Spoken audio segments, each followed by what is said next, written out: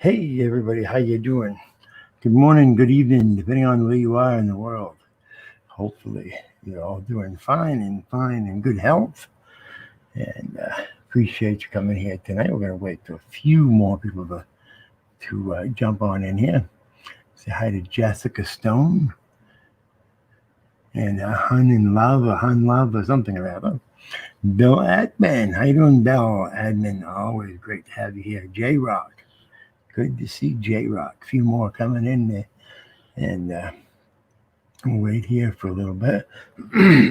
as the title says, we have a invited guest tonight. As you've all seen, I've invited Liberty Bird to come over, and him and I have a little discussion and so forth. As you all probably know, Bird and I have had, we've been involved in the war, I guess you could say. But we've called a truce to it, and I've been living up to my word of what I said. He's been doing his, so we've been moving along. Ruthlin, how you doing? Great to see you. How's your dad? Hopefully your dad's doing well. And Adam A, how you doing? Crazy Frenchman 205. Another one, Adam A. Epic Cop Watch. What's up, Epic? And so hopefully he will be in shortly. And him and I, this will be the first chance that him and I have had a chance to really talk. I did stop in over at his channel one day just to kind of touch base and see how things were over there, and his people seemed to be very cordial. There was not much crap in the chat. Not many people were screaming, kill Brian. So I would hope we'd have the same cordialness here that he had over there. News Now South Florida. How you doing? News Now South Florida. What's up? So I would expect everybody to be as cordial over here. We're trying to move forward here. This is it's a thing that's important to the movement. It's a thing that's really important to everybody involved in this movement. Excuse me, I'm sorry, I have this damn throat.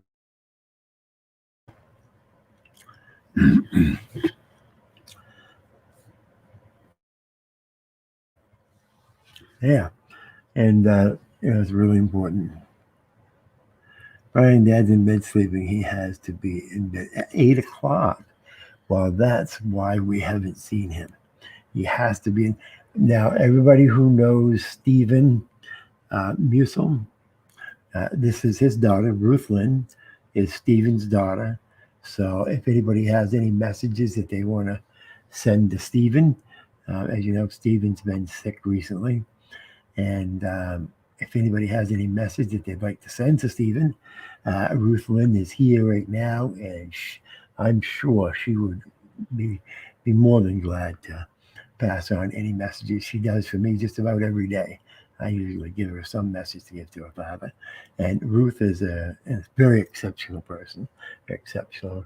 She's a hunter, and hopefully someday you get a chance to talk to her about some of her escapades in hunting. She had a really good year this year. So, and I see that we do have Liberty Bird is in the chat also. Say hi to Liberty Bird. And so, as I said, as I was over at Bird's channel, his chat was very cordial. So, as I said, I would hope that this chat, I'm sure will be. I hope this chat is as cordial to Bird as what his chat was to me. And we'll bring Bird up here and chat with him a little bit and see how things go. As you know, this is the first time Bird's ever been on this channel. So and get this set up here. And for right now, just if you guys don't mind, if you want to let Bird come up, how you doing, Seven Bell? If you want to let Bird come up, give us 15, 20 minutes, Bird and I, to talk. And, 20 minutes, half hour, whatever. Then 20 minutes, a half hour, if anybody'd like to come up and join in the conversation, or have any questions for Bird and I, then you guys can feel free to come up. Some questions, us auditors, sometimes we don't answer questions. So just because you ask that question doesn't mean we're going to answer it, but you feel free to ask it. So Bird, there's a link. Feel free to grab that link and come on up. Yep, upstate. Like I said, if you guys want to come up and sit up here and just let Bird and I talk, you guys can come up anytime. I just would like to have the chance to talk 15 to 20 minutes, half hour, whatever, with Bird, uninterrupted. Get a chance for him and I to, him and I have never really got to know each other. Maybe if we can get a chance to get to know each other a little bit, maybe it can soften some of the. And Mr. Bird is here. How you doing, Bird? Good, Brian. Thanks for having me on your show tonight, brother. Like I said, we had a chance to jump on your show the other night. Everything was very cordial over there, and my wife got a chance to see the video that you'd made today. Apologizing, making an apology to her and others and so forth. About stuff, and so we thought, well, it would be a good chance for us to invite you up, and for you and I maybe to get to know each other a little bit. We never really had the opportunity. I think this might be the first time I've actually made an appearance on your channel, drama free. Yeah, I think the only other times we've talked, it was more of screaming back and forth than a discussion. So, maybe if we, if I get to know you and you get to know me, then you'll get a chance to understand where I'm coming from and me understand where you're coming from. As we've said, we're not friends. We both have the same interests. We both are interested in the 1A community, the constitutional rights and so forth.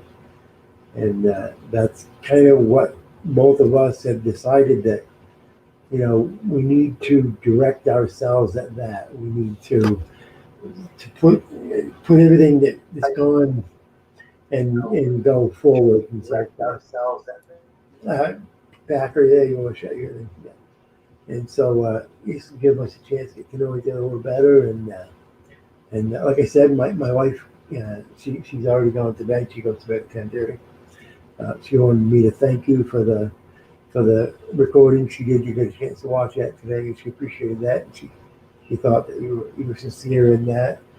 And as you said, you didn't direct it, but you thought that it was. If anybody who didn't see it, you thought that it could be people would have done stuff, in support of you. Yeah, I mean, absolutely, and I do think that the apology was due. I was actually speaking to Rick Rude earlier today, and he kind of pointed it out, because I expressed to him that I apologize to you, and that I didn't think it was appropriate that I talked to your wife directly. He kind of disagreed, and I kind of thought about it. I'm like, he's kind of right. I probably should actually make it public, because the deal. Our families are ultimately the ones that have suffered. Yeah. JJ, I'm not sure who you are. Is that one of your people, Bird, JJ? No, not that I know of. JJ, can I see your face? An Epic, see your face. If anybody wants to come up, I've told people that that they're welcome to come up, and they can sit quietly and give us a chance to talk for 20 minutes, half hour. And are you and JJ? Hi, mate. I'll stay quiet. Don't worry. I'm one of Upstate's friends. That's all. Okay. Yeah, I know. Oh, okay. And So yeah, so you guys, like I said, we're more than happy to have you guys come up. What I'm trying to make sure is that we don't have instigators get up here. And, there's still some raw wounds that haven't healed over yet. So we just want to make sure that no instigators getting up here and try to put a little salt in some wounds and get things going. And I appreciate the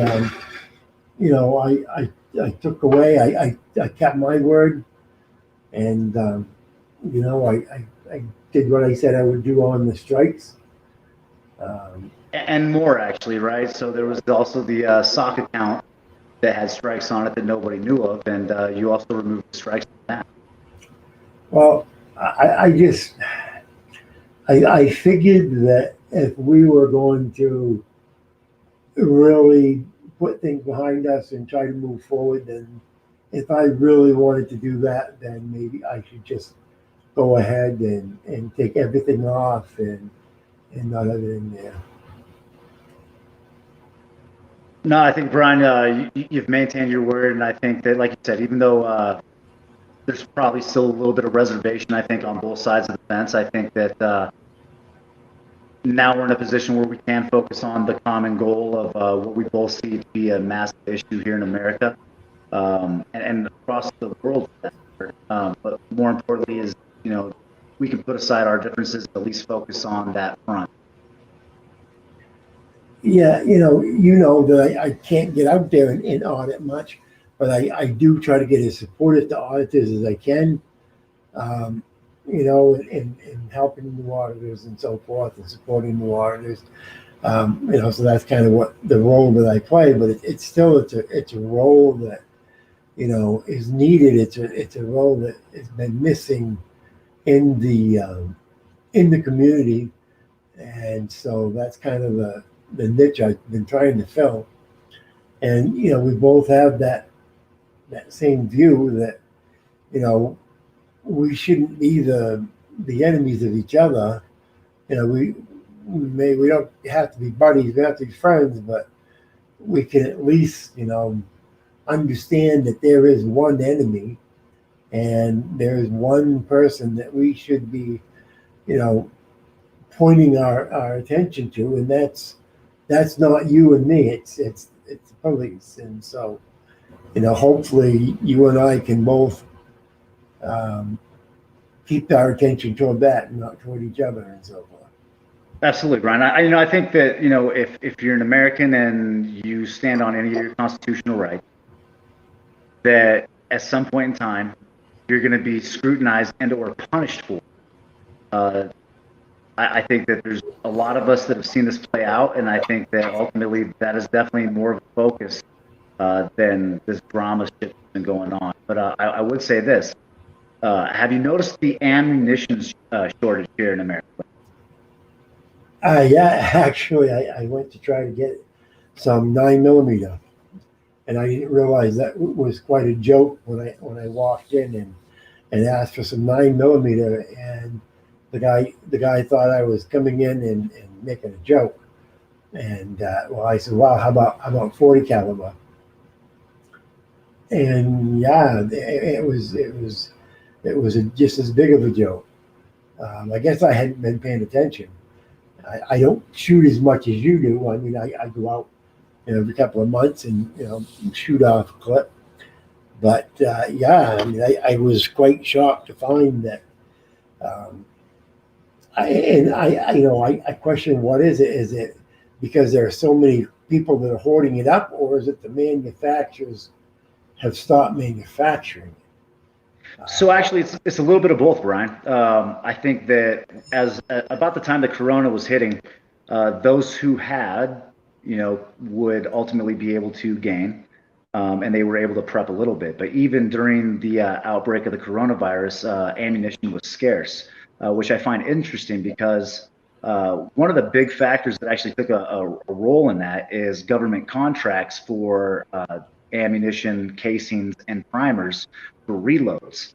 And then during the coronavirus, even though those contracts were already signed prior to the outbreak, there seemed to be an overabundance of shortages because the mines were shutting down and they weren't mining the materials needed to, produce the lead, the copper, the brass. The biggest thing that I found a problem with is the fact that the US government ultimately has such a large contract on primers for reloads that the average citizen like me or you can't even reload our own rounds anymore. Yeah, I had a friend of mine say he had the same problem with reloading. He wasn't able to get caps and so forth. So now you're probably hearing my phone blow up. Uh, there are people again. There it goes. There are people who I don't want to say they have an interest in us staying upset at each other, or if they're into the drama, but I've got people that are sending me messages, fuck Bird, kick him out, do you have the same thing? I mean, I'm sorry, since I put that up today, I won't say names, but I've had people that I never would have thought would have wanted to keep going on a. Oh, you're getting porn bombed. Yeah. Fucking. Said here for Bird. He showed his face for a few seconds, eh? Right Oh before. yeah, he showed his face. Yeah. The whole time. And I think I seen who it was, but I don't know. I don't want to say it. Be cautious with that. I know some guys that are really good about creating profiles with moving video and then the transfer into that. So it could have just been a setup on somebody. I've seen that play out. Yeah, I was expecting it, and so that's why I've had my finger right because I've got a shield that I put up, and I've had my finger right there waiting for it to just, but he too quick. I waited too long, and he waited too long, and I started to trust him, I guess. Well, I mean, here's the truth of it, Brian. Like you said, I think there's a lot of people that are probably not very comfortable with this situation as it's being presented. And I would say, I don't give a fuck. It's not your life to live. You know what I mean? And I don't think that I need to be spending the next half a year to a year. And I don't think that Brian has an interest in spending the next half a year to a year feuding with each other when we've seen what it does to ourselves and our families. It's fucking stupid. Yeah. I may have shut this phone off. Yeah. Yeah, exactly. With me, it just, you and I are going to have another meeting, and we can go into probably in that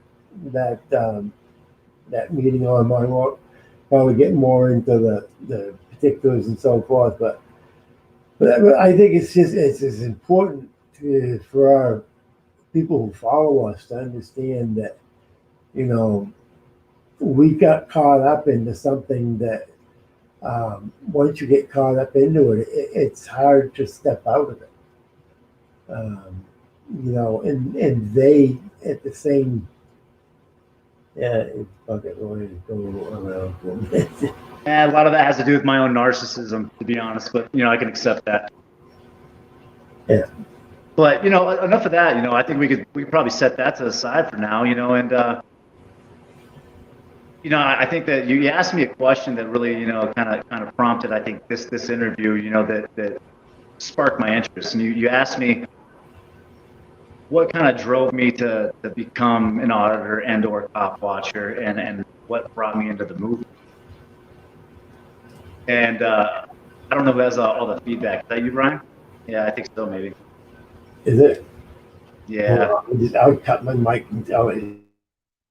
No worries. Yeah, I think your mic's maybe needs a slight adjustment, but nonetheless, I think the one thing that a lot of people don't know is I spent the majority of my childhood in and out of institutions, group homes, foster homes. I've seen a lot of raw dog shit, but all in all I got to a place in my life after spending pretty much my entire adolescence as a product of the system. I finally gained my freedom as a young adult. And in order to gain that, I had actually gotten exiled out of the entire state of Colorado. It was on a 4-year deferred. So it was 4 years I wasn't allowed to come back. But it took me 12 years to actually make it back to the state of Colorado. So it was quite the punishment.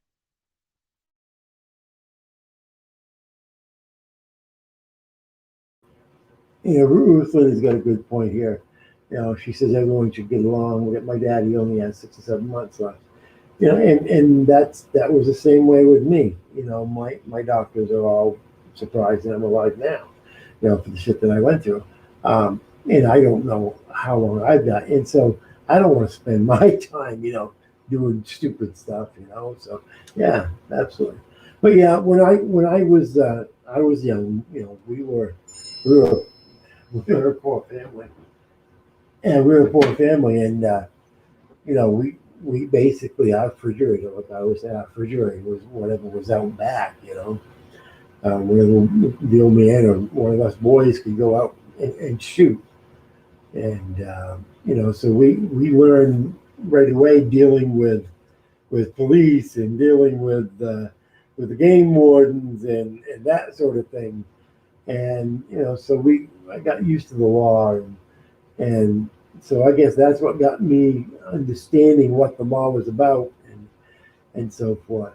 And then when I got married the first time, I was married to someone from El Salvador. I don't know if you remember, but back here in the 80s, there was the Civil War in El Salvador.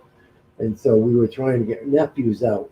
So that's kind of what got me involved in civil rights and human rights and so forth, was getting, doing stuff for the country of El Salvador. And then after that, it was the Maine World Workers Coalition, working with people who were here for for work and doing work in the farms and the orchards and that stuff, helping them with their rights. So, that's kind of where I came into this from. It was a lot different from what we do now, but it's all civil rights. We're all civil rights activists.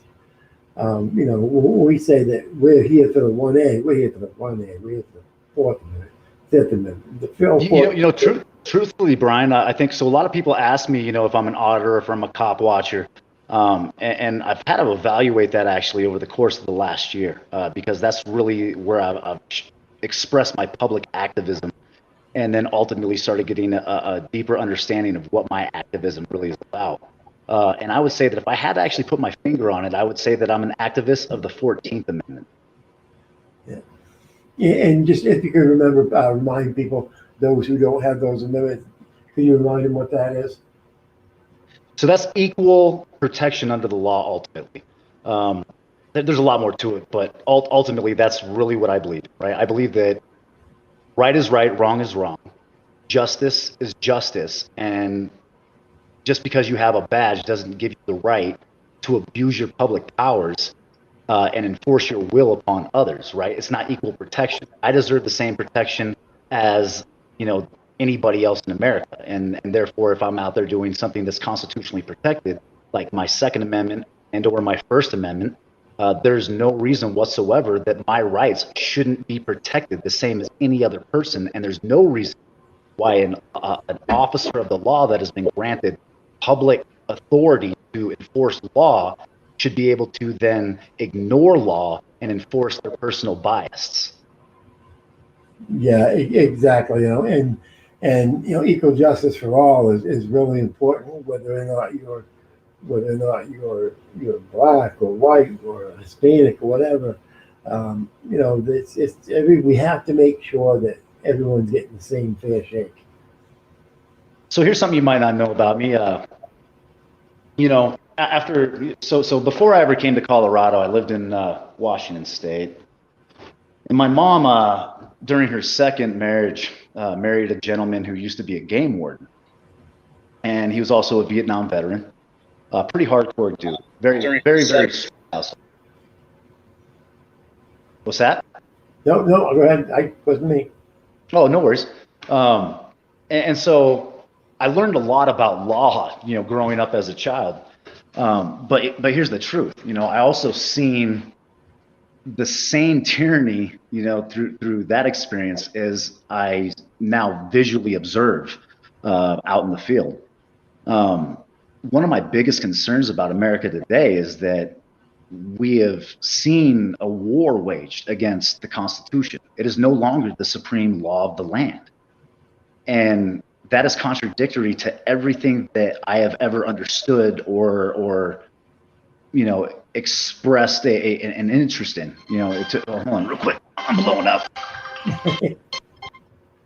So all in all, I think that, when I look at it and I see that, someone's opinion, can supersede law, especially if that opinion has government authority and or a majority to, stand against what is ultimately supposed to be protected speech, protected activities, whether it's me carrying my firearm or saying that I do not give consent to search my shit under the Fourth Amendment and or my maintaining of my silence under the Fifth Amendment.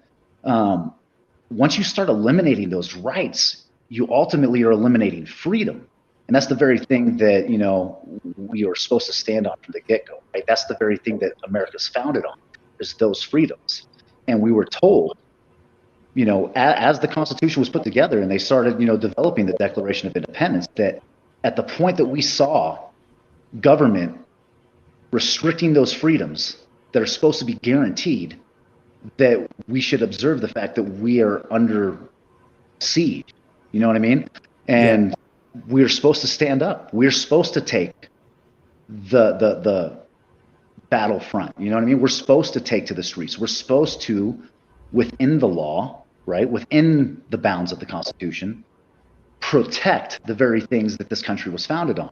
And they warned us in that document that the moment that we stop protecting it, it would wither away. And we're seeing it now. We're seeing it happen in our lifetime. I'm just putting this up. Henchman, is that you? No, it's me. Okay, just checking. And make sure. I showed my face. Oh, you were below the thing. I didn't see you. You have to now, right? Exactly. It's bad enough to edit one out. I'm going to be editing 2 or 3 of them. So I don't know, man. Like, as I grew up, though, man, I kind of learned a few things, and I seen a lot of ruckus in the process. First time I ever had a run-in with law enforcement in the negative end, my next door neighbor had actually stolen a bike from a kid like 20 blocks down the road, and he stashed it behind my house. And I didn't think nothing of it until the cops come knocking on my door, and they were like, "You're in possession of stolen property." I had no knowledge, you know what I mean? But at the same time, I was suddenly guilty of something. That you, Preston? Yeah, buddy, that's me. Okay. I love the shield, bro. I love the shield. Yeah, but I don't know. This one here is my fucking favorite, though. I don't know. Just something about that one. It speaks to me. It's like the First Amendment. Oh, that's what I'm referring to. That is the First Amendment, not anything else. I just was using the wrong finger, I guess. But yeah, I agree. It's I think that if everybody could look at what's going on right now and understand that we're under siege. Look at what's going on with COVID. Look at what's going on with the changes within our administrations. Look at the things that's happening, and understand that the enemy isn't each other. There's plenty of enough enemies out there that, as long as we do like what you and I are doing right now, and we talk about what it is we do, I think we're fine. What happens is we get involved with going off the side rails and so forth, and that's kind of what keeps happening with others. I know that you've had an issue with, what was it, Rick Crude or Rude or something. We got another, whoever this guy is. Yeah, who are you? Fuck the police? Is that really you? Yep. You're up there. Speak to me. Yeah, I don't think so. They forgot how to talk. I guess I can always look in to find out if that was really him too. I got his number, so. Oh, okay. If it was really him, he wants to come up. He's more than welcome to come up. But you know, he's still down. He's down under. He's still in the back. Chuck Bronson, that's you, Chuck. That looks like Chuck. Chuck, what's going on? Not much. What's up, Bird? How you doing, Chuck, my dude? I'm doing good. How are you? You know, I'm doing pretty good, man. How's it going, buddy? What's going on, Preston? Nothing much, man. Glad to see you on panel. Was there too much snow for you to be out tonight, Chuck? Pretty much. Yeah. Sounds like a beer night, right? Like set up the beer and watch it from the car. I know, right? Well, since we got a couple of American heroes on the panel now, I'm gonna open it up. But anybody on the panel that's got a question or wants to talk, go ahead and talk now. I'm smoking. You're smoking. Well, let's try fuck the police one more time. Let's see if he's gonna say hi. If he's gonna speak to us. Well, let's give him this one. Are you there? Hey, fuck the police. Are you there? Yeah, I'm here. I didn't realize you were. I was muted. Oh, okay. Everybody does that. I can cut my camera on too if you want. What's So, up, FTP? You guys might not know, but both FTP and myself both have court tomorrow. Oh, Plead you're not guilty. Take it to jury trial. I know that's Chuck Bronson. Fire your attorney. Pro se. It's the only option. This attorney. Yes. This attorney's the only thing I got going for me. He's also representing me on the lawsuit with the Sioux Falls PD. So, Well, then at least demand transparency. I know. Absolutely. Sorry. Demand discovery. Oh, You know yeah. what's funny about that is so I've been waiting, I think somewhere around 6 to 7 months for the CSU general counsel, which is pretty much a group of lawyers that control everything that the college does, to release information on a meeting that they had with CSU PD in regards to my experience there at the CDC. And they claimed at first that it was client attorney privilege, which I find awfully interesting since it's literally in regards to public access to a public road after they removed a sign. So definitely no transparency. Yeah, I actually watched that one when you were in 303 Cockblock, right? It was with you. Yeah, when you got arrested and so forth, and that was pretty much. I mean, that was a slam dunk as far as they removed the sign. You were on the public area. I was surprised that you gotten nailed. I expected that the prosecutor would drop that. I'm surprised the prosecutor has brought it to as far as he's brought it. You know, what's really disgusting to me about it, Brian, is that after the first incident, because if you remember, there was 2 incidences. First time when we went out was approximately 3 days before the national shutdowns for coronavirus. And so we went out there to run the story on the CDC under freedom of press. And we know that we never entered into any properties, and yet they were creating their own boundary lines and then claiming that I was on federal property when in fact I was standing on a state-owned road that not even the college owns. There was public bus stops. The GIS information showed that ultimately it was a public street. And I expressed that to officers, and I went by the whole thing of, okay, they're going to issue me a ticket, they're going to kick me off, and they're going to seize my broadcast and keep me from returning for a certain amount of time until court's over with. So I decided that it was important that I complied now to complain later. I took my redress to the district attorney, and he offered me a plea deal. And I was like, hold on, like, how are you going to offer me a plea deal? Here's the evidence that shows that I have done nothing wrong. And he looked at me and he said, well, you either accept the plea deal and or you set it for the next court date. And I looked at him and I said, well, don't you have an obligation to accept this evidence? And he said that he wouldn't. So I told him that I wouldn't sign any documentation whatsoever until I spoke to a supervisor. Now, what's interesting about that is that he told me that if I didn't sign the paper, that even though I was there present, that I would be marked down as a failure to appear. And I seen that as an issue because I should have the right not to sign any documents without a lawyer present, right? However, they stripped me of that right, which is stripping me of my Fifth Amendment. I seen that as absolutely malicious. But what's funny is he actually just accepted the fact that I wasn't going to sign it and then sent me upstairs to talk to his supervisor. So I went up to the district attorney's office and I spoke to the higher up district attorney. His name was Mr. Biggins.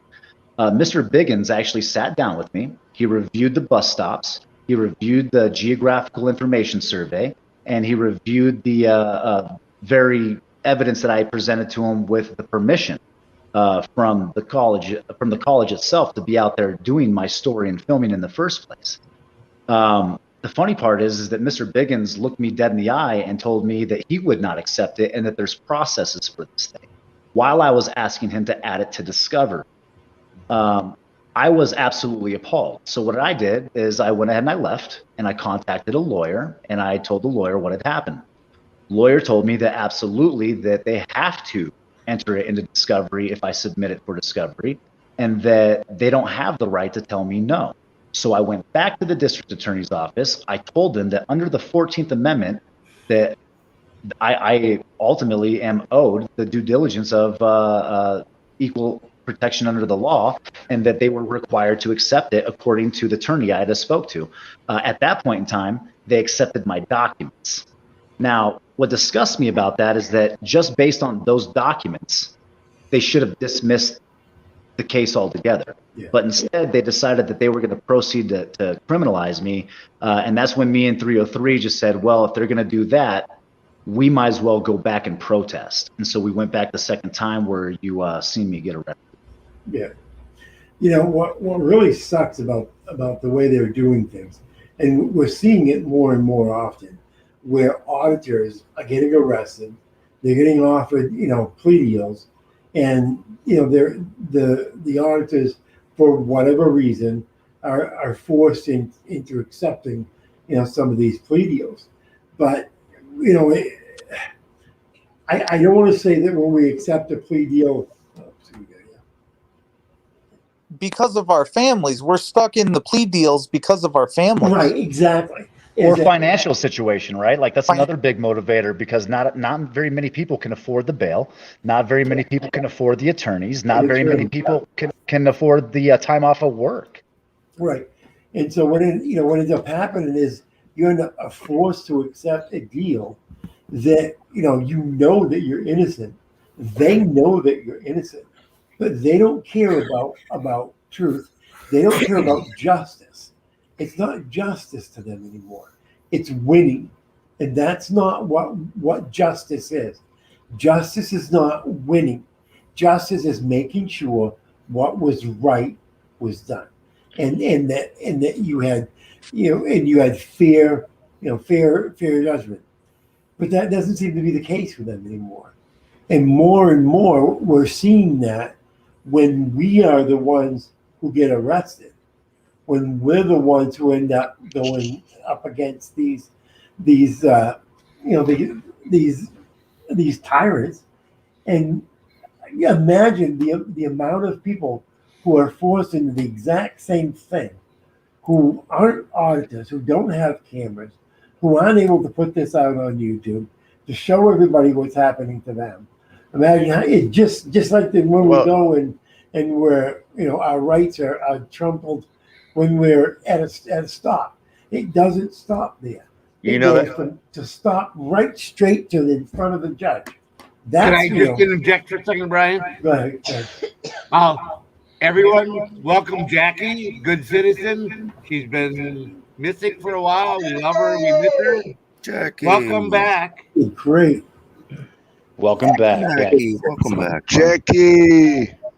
Welcome back. Absolutely. We've heard a lot of people in the chat. Hey, KY. To recognize, everybody in the chat. I'm glad to see you in here. We've got a good group in here. We've got a good mixture in here, and I appreciate you all being in tonight. Like I said, it's glad to see that people are staying cordial. Like I said, when I was over at Birds, his chat was being very cordial. So I appreciate everybody here is being very cordial, very supportive. And Bird and I are at least trying to not be killing each other. We were going towards an area we needed to get away from. So No, but Brian, that's a huge point. The fact that you pointed out that they just don't listen to the. It's not a guilt or innocence thing. It's all about the money, and it's not about making you pay or for the crime that you committed. They totally twist it. So, to what you're saying is totally 100% accurate. They really don't care about justice anymore. They're just painting the zebra and the picture the way that they want to paint it, and they don't care about what truth is. It doesn't matter what you say, and in sentencing, it really doesn't matter, or the plea bargain.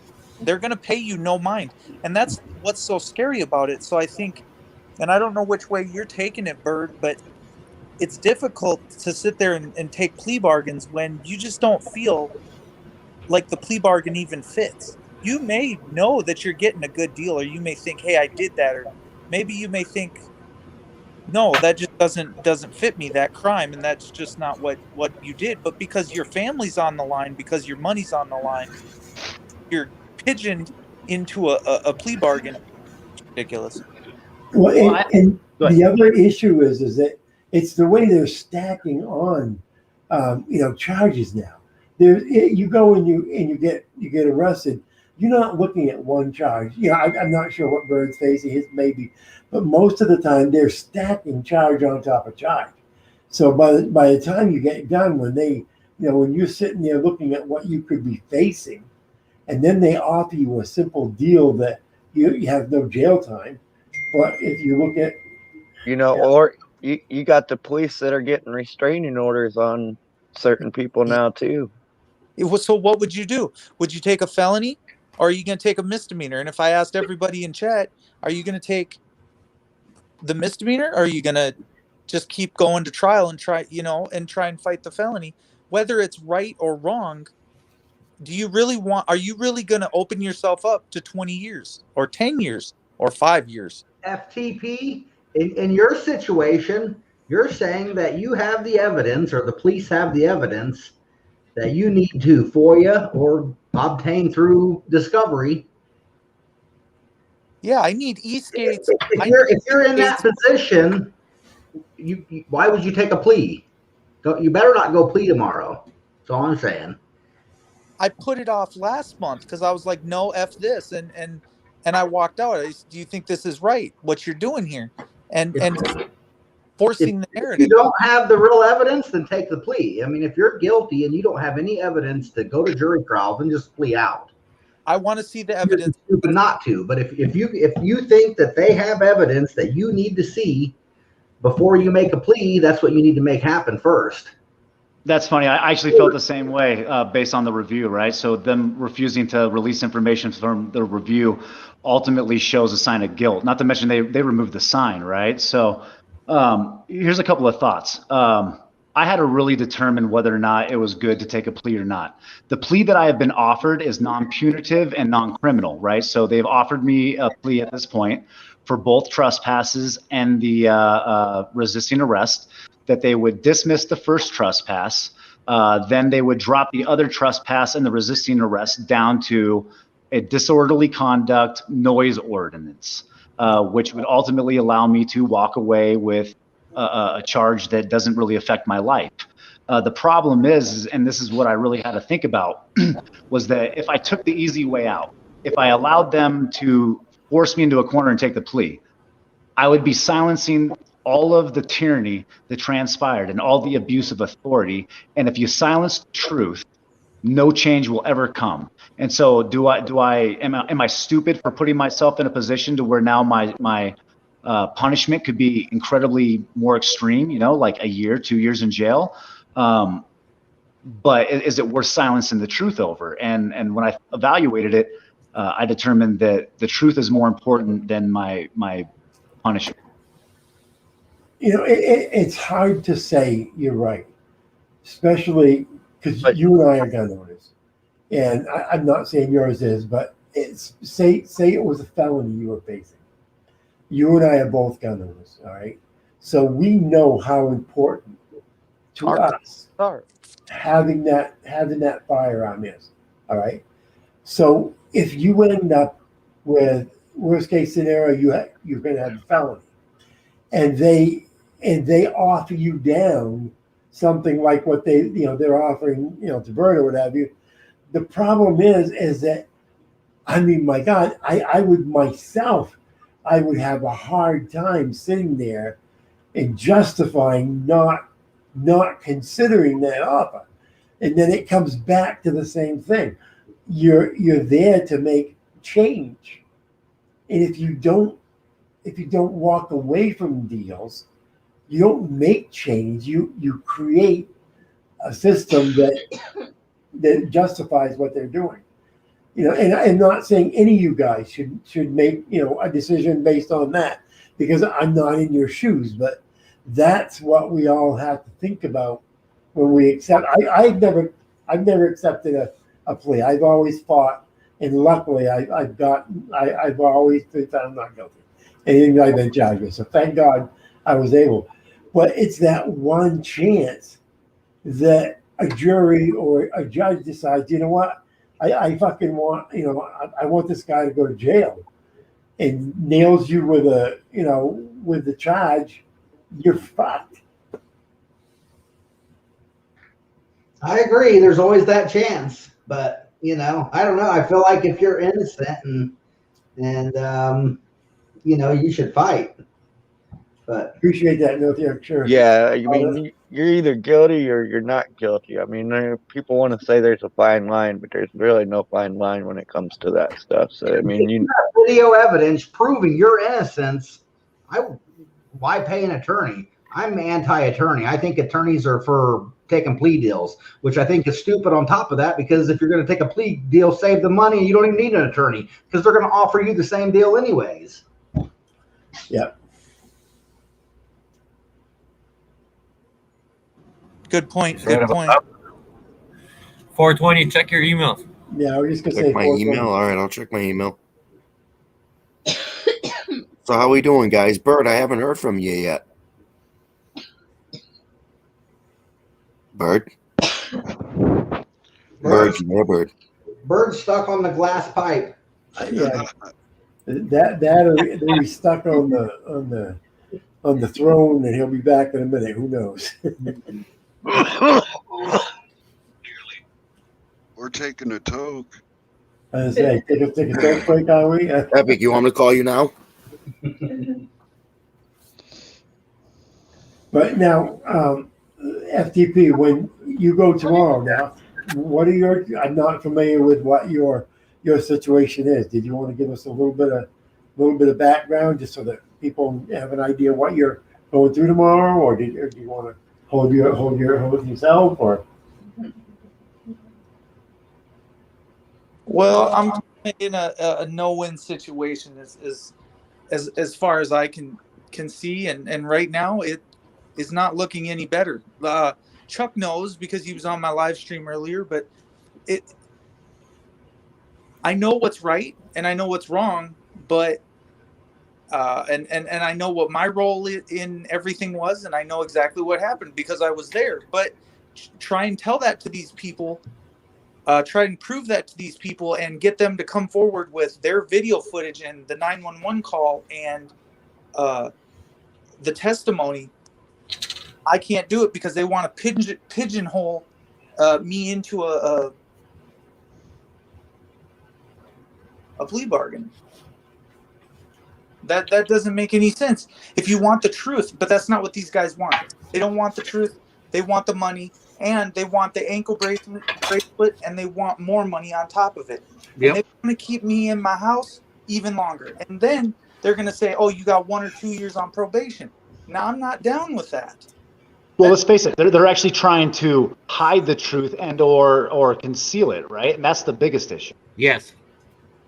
And I think one of the other things that their motive is, especially when it has to do with a camera, when it has to do with somebody who is trying to make them accountable, they're going to do whatever they can do to control you after the fact, to get you into a situation where, you know, the charges isn't great enough that you have a probation, that they can control you, that you can't film or you can't leave the state.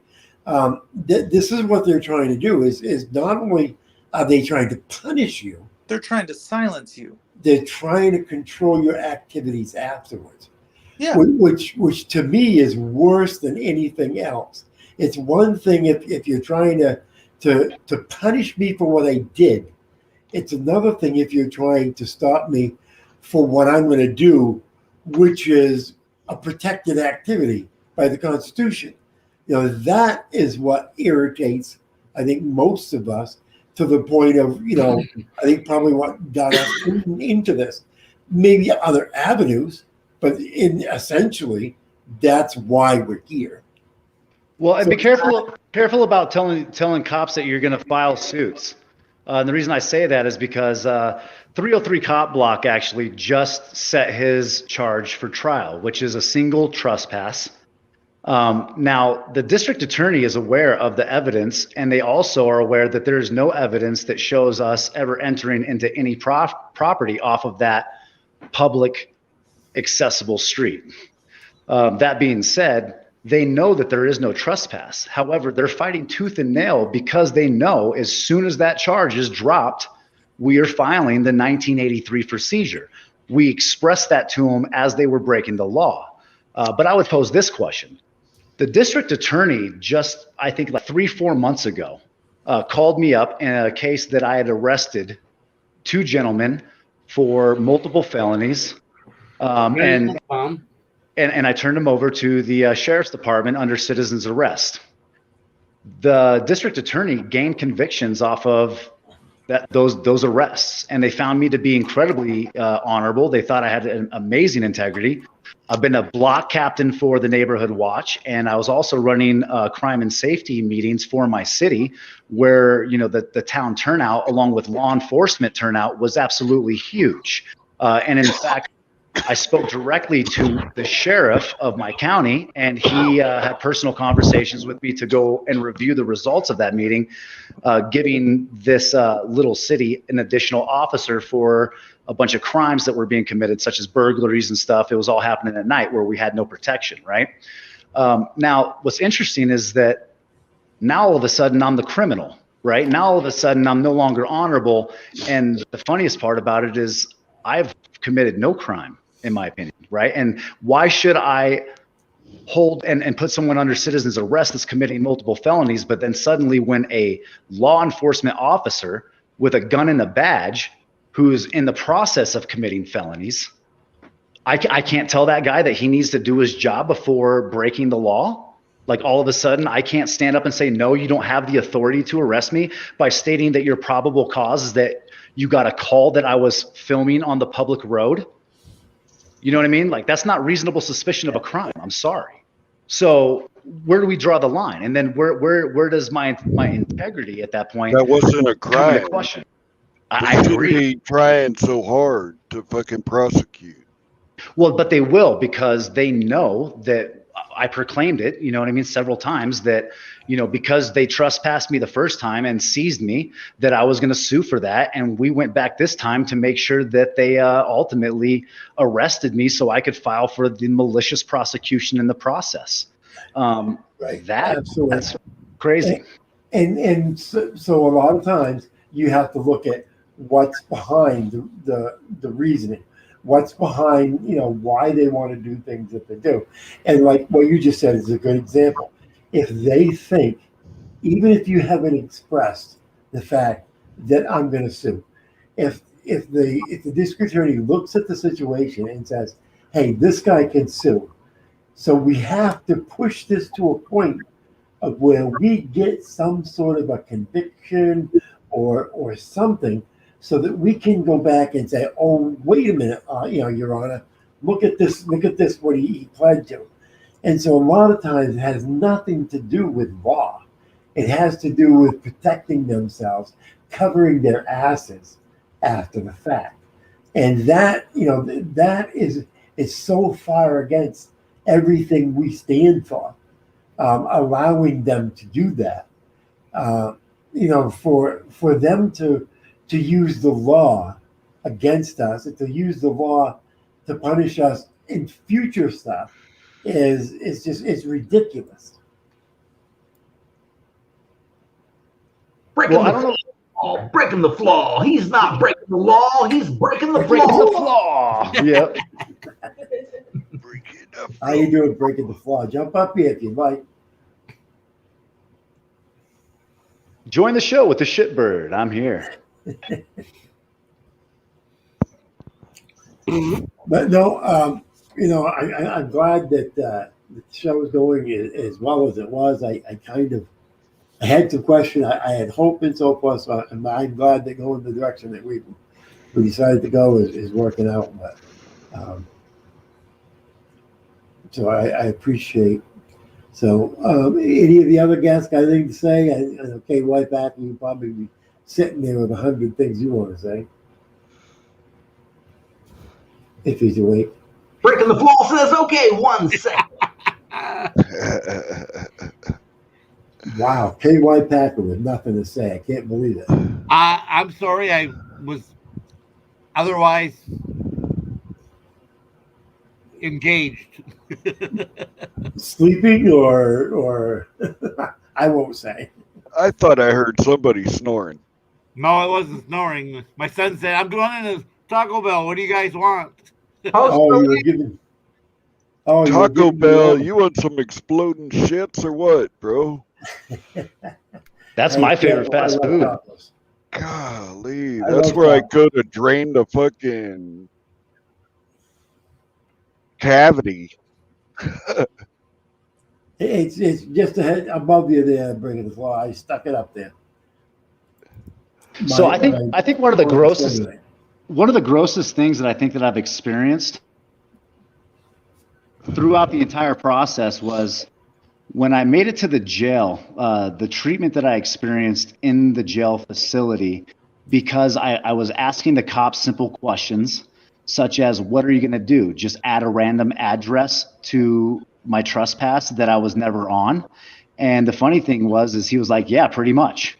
And the funny part is the side of the road I was on was not the address that he used, right? The side of the road I was on was actually a different address, as the address he used expressed that I went back to the CDC property, which I know that I wasn't on, right? But what really kind of disgusted me, beyond the piss and pubes things that I believe that even Abrams, during the middle of our feud, highlighted as a negative experience and un-American, an outright violation to what I see as the Eighth Amendment, right? Cruel and unusual punishment. Yeah. The reason that the arresting officer gave to the sergeant staff at the jail was that he had no concerns about me other than I was a constitutionalist. That scared me more than anything. Hey, hold on. I got AFA on the phone right now. He's calling me from his new house, and he is freaking out that Bird is on NNE. He would be, believe me. I've got several people calling me up that are freaking out. So, but that's fine. Yeah, that's crazy. And I think that, I mean, who knows what the future brings and where things go from here. But I would say that, if we're all ultimately trying to, fight against what we consider to be tyranny, then I think that we ultimately can put all the other bullshit aside. I don't agree with every video being a banger. Not every cop watch is a clickbait, freaking awesome, video. But at the same time, I think that almost all videos that are published show a problem or 5 in every encounter. And that's what I kind of, start focusing in on, is that if there's that much problem with transparency, like I've seen a lot of Chuck shit, right? Like Chuck has fucking gone through the ringer. And why? Because he follows cops around and then holds them accountable to, the shit that they're doing, and then publicly putting it on display for the whole world to see. Well, I'm sorry, but you shouldn't be fucking up that bad to where you should be concerned about someone pulling out a camera. Well, a good example, and I don't know, some like him, some hate him. No name artist. Look what they've been doing to him down there in South Carolina. Yeah, can't even get his phone back. Yeah, can't even get his phone back. He's been freaking busted, 3 times within 2 or 3 weeks, and for doing the same thing, walking on a sidewalk, taping a cop. And the problem is that it's so expensive for him to defend himself that he's trying to raise money to defend himself and can't even raise money to defend himself. And these guys, they know this. They know that. And, people laugh at me when I say this, but I say that there's just as many cops in here in our chats as there probably are. Well, I should say just as many, but there's a good number of police who are in here that love to stir up the crap and keep us busy. They don't want us keeping our attention on what we should be keeping our attention on, and that is filming the fucking cops. All right, so they love it when we're fighting with each other. That's why I got to the point of where I spent so much time, going after that one and this one and defending myself on this and so much hatred that I hadn't been out and filmed a fucking cop for a month, and I hadn't I was kind of ignoring people that I shouldn't have been fucking ignoring, and not helping some of the new guys that I mean, helping them, yes, but not to the point I should have been, that I was ignoring why I was here, and that was to help these new guys. And so that's kind of one of the things that pushed me to the point of where I said, it's we have to get shit back to, where we came here and why we came here and so forth. That's funny you mentioned that, because so think about this. In 2020, I spent just short of $18,000, somewhere between $17,000 to $18,000 on attorney fees, which at least 50% of is for defense. The other is civil, right? So it's not exactly related to cops and criminal stuff, but at the same time, like that's a fucking huge overhead. I still got to come up with another $2,600 to go to trial. And what my lawyer's actually doing now to prevent the district attorney from Trump charging me is he's actually going to make sure that we separate all 3 charges. So they have to try me individually on each charge. So by the time we get to the resisting arrest, that's the only thing that's going to be there at that point, right? That's the only thing that they'll be able to argue, because we all know the trespasses are going to fall off. And as soon as they do, we file the 1983s. I don't know if you guys know, but in my jail experience, they lost at least 10 hours of video footage that was requested to be preserved, including footage from my stay and my transfer between cells. And they did it intentionally. They also, like I read through the paperwork, they also processed me under pretty much stipulations that don't exist, things that they have no policy under, such as being verbally uncooperative. And so the only thing that I said when I entered into jail that could be taken as awkward is, I seen them gowning up in their robes and shit, all this medical equipment, and I asked them if I was going to get gangbanged. Now, probably not the smartest move to make, but at the same time, that's not verbally uncooperative. Where they're finding me verbally uncooperative is that when the nurse tried to start processing me and run medical tests on me for COVID, I told her she wasn't my medical doctor, and I didn't submit myself to any medical testing outside of my personal physician. Then all of a sudden, they decided that they were going to violate my rights however the fuck they wanted. That's a problem, because I have the right to refuse medical privacy or medical treatment. Medical treatment, yes. But one of the problems is the cost. If I have a situation where I have a really good case for going to court and so forth in for civil rights. But if you go to a civil rights lawyer, if you're not able to do it yourself, you're not able to file the papers yourself, it's $5,000 down. It's $5,000 per month, and it's going to be a guarantee of at least $30,000 before 6 months. I mean, my God, if I don't know about you, but I can't handle that, and most auditors I know can't handle that. So they know that they've got it made because they know the cost of a lawyer is so great that they can go ahead and they can fuck with you. You know what's funny about that, Brian, though? That might make me one of the most dangerous auditors out there because I'm one of the few that can actually float the consequences, right? Just like when I went out to the CDC the second time and I knew that we were forcing the hand of government, I went out there with enough money to bail both me and 303 out of jail. But see, for you, that's good, all right? But for the average auditor, there's no way. There's no way. For any average American, I would say, unless you're fucking sitting on $100,000 plus job a year, or sorry, $100,000 a year job, then you're pretty much fucked. There's no way you'll be able to financially keep up with the way that the system breaks you down. So where's the comply now, complain later? And where's the right to a real defense? Because we all know that a public pretender is not a real defense, especially when he's having lunch with the fucking district attorney by the time you're done going to court. And he wants to keep his ass clean enough that when that district attorney retires, he can jump into that job. Yeah, he takes over that job, right? He goes from being the fucking defense attorney to being a prosecuting attorney. And if you ask me, that is fucking sick. The bar has failed so miserably to set rules and regulations to make sure that we, the people, are on an equal playing field to them, the government, that there's no way that the normal man can feasibly take care of it. Oh yeah, and it's gotten to the point of where, they know that they can do anything, and when you say that you're gonna find a lawyer, they just laugh. I mean, you watch most of the recordings that you see, and on any cop watches and so forth. And the minute the auditor says, I'm going to call a lawyer and so forth, these cops know what's going on. They know that most auditors don't have enough money to follow through with it.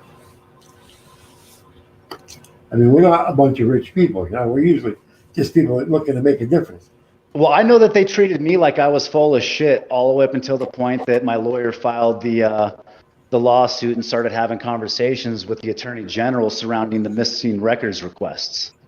And I think that's when they started taking me a lot more serious. Yeah. Hey, what's up, guys? Breaking the flaw here. Hey, Breaking. Hey, how you doing, Joe? What you up to? Good. After my Worcester arrest, I was telling the cops, get your checkbooks ready. I went to the mayor of the city. I was like, yo, this isn't going to look good, and it's not going to turn out good later on either. I was letting them know I'm going to go all in on this. And, they're pushing it all the way on their end, too. That's just the way it is. Yep. I get it. What do you think it's going to cost you? What do you think it's going to cost me? Yeah. What do you mean? If you have a lawsuit, you're going to push against Woodson, what do you think it'll cost you? Can you do it yourself, or you have to hire a lawyer? I'm going to be doing it myself. Excuse me. Pro se. I'm going to trial, but I have a lawyer right now. I mean, but you're going to pro se trial? I don't know how I'm going to move forward, but I'm just, that's all I'm saying right now. I'm just going to say that. How's that? All right. Yeah. Just leave it. Yeah, exactly. Well, and again, it's like No Name. They just keep throwing him in jail, keep arresting him, keep, stacking the charges up on him. That right now he has no idea what he's going to do. Well, I'll tell you one thing: is I'm not giving in. I will be fighting it all the way. No doubts. Yeah, I mean, that's what I had was. I had a brother-in-law who was a defense attorney and a sister who was an attorney. So I had someone who was able to give me the information, to look up law for me and so forth. So I was always lucky enough that I handled my own problems, but I see other people and the amount of money that it costs these guys to even to hire a lawyer for a simple case now is costing thousands of dollars. Yeah, this happened to me. I took a lawyer. He dissolved his firm. I paid for him already, right? I hired him for his services. But I think he's just too busy to take any cases since he's dropped his firm and he basically merged it with another firm. And I think that's fairly cowardly of him, my opinion. And I will be pursuing to get that money back for sure. I really didn't get much services out of him. Yeah, he showed up to court a couple times, but that's it. He just showed face. And you know what? Maybe I'll just ask for, after those services were rendered. And I'm the one that collected all the information in the case. It's like I feel like I did all the legwork and he just did all the paper pushing, which I could easily have done. And I trusted this guy, and people keep saying, oh, you need a new lineage of lawyers. Well, it's funny because the guy I had before him taught that lawyer, and the guy before that lawyer was taught by my other lawyer. And that original lawyer was Kevin McKenna, and he took down some big politician and police officers back in the day. And that's why I liked, joining that lineage of lawyers. But, shit happens. Yeah. But, Now, Chuck, do you have yeah. anything pending right now, Chuck, or are you all set right now? Say that again. Do you have anything pending right now, or are you all set on cases and so forth? Yeah, right now I'm waiting on jury trial for it was the gas station pullover video. Oh, okay, yeah. Oh, that's not done yet. Wow. No, they've been pushing it out. Well, because I filed for jury trial and I do my shit pro se. Yeah. So it's scrambling to decide, and then on top of that. You're in there talking, and I can't hear you. You got to come in here. I'm not sure which brands they were, but they. What brands? What are you talking about? KY, Mike, your mic.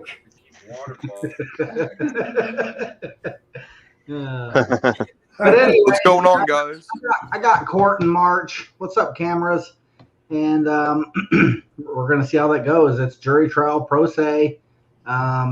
I submitted the evidence showing that I'm 100% innocent.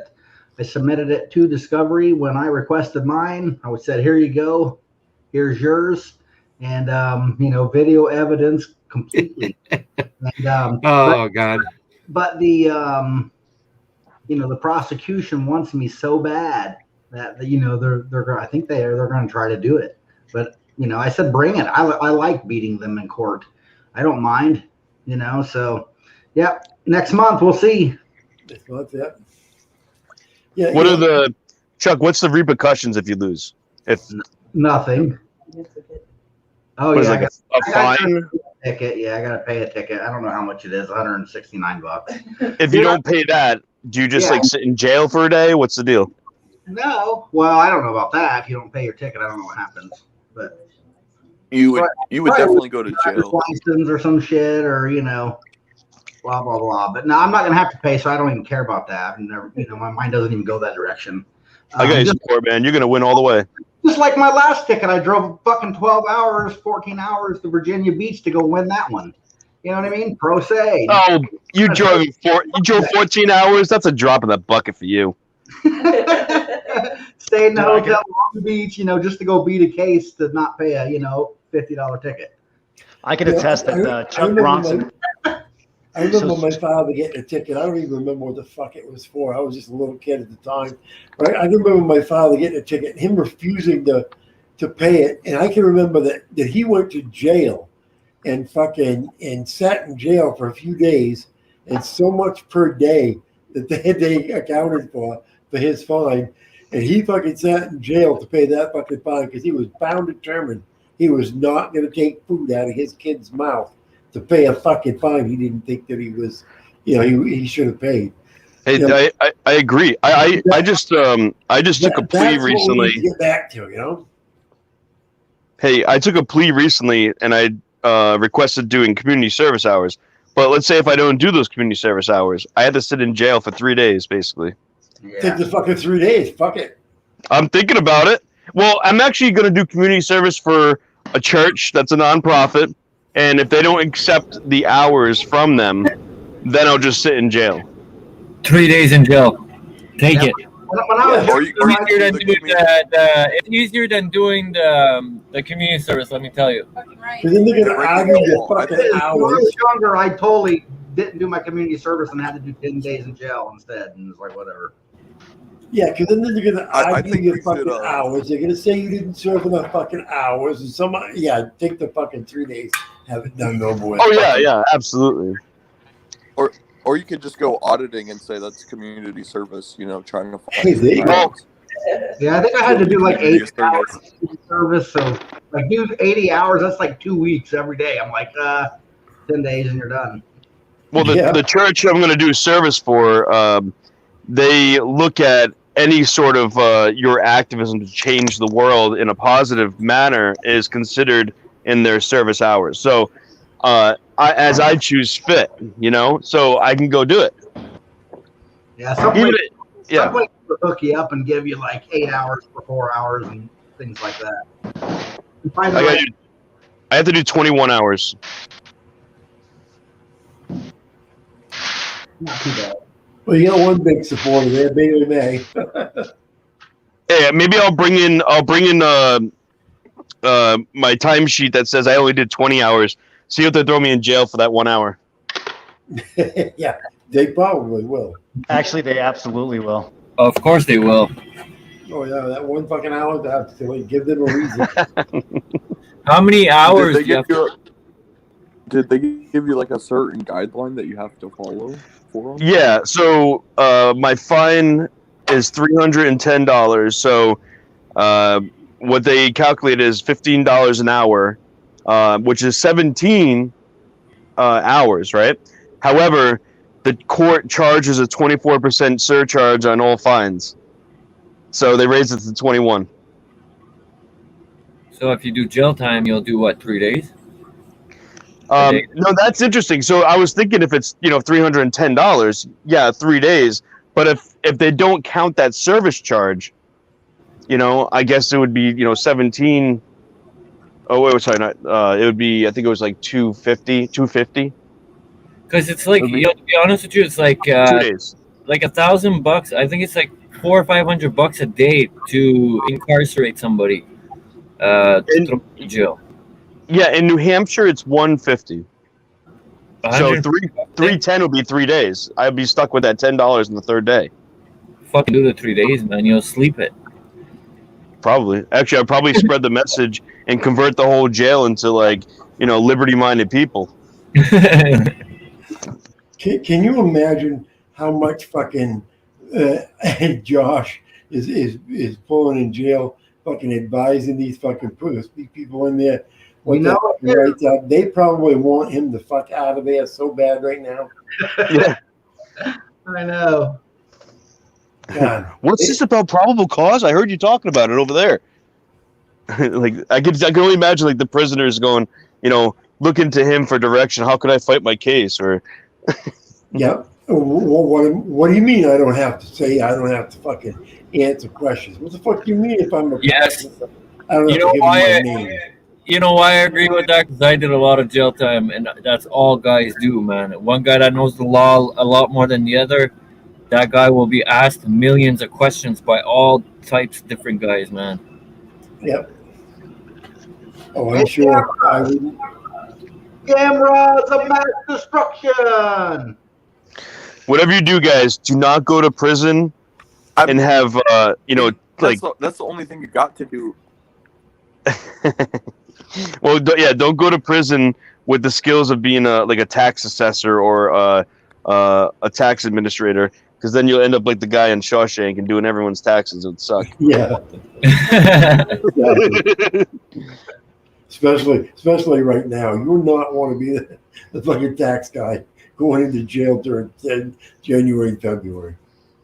I would only learn the skills so I can like sneak into the media room and blast my milkshake brings all the boys to the yard on the megaphone. Yeah. That would be the only reason why I become a tax assessor. Man, Hey, you Cam. know how mad the government was that they had to give stimulus checks to the prisoners. Oh, really? Man, the government was so. The So what do you prisoner. go into the commissaries? You imagine getting that fucking, I mean, I put on guess, your commissary, but all of a sudden find they're out you got entitled to 14. it. Cameras, where are you at on when you got like NFL tackled by the IT guys at the county building? You ever heard anything else from that shit? And then you got trespass from all public sidewalks in the whole downtown city. That's impressive. And buildings that he didn't even go to.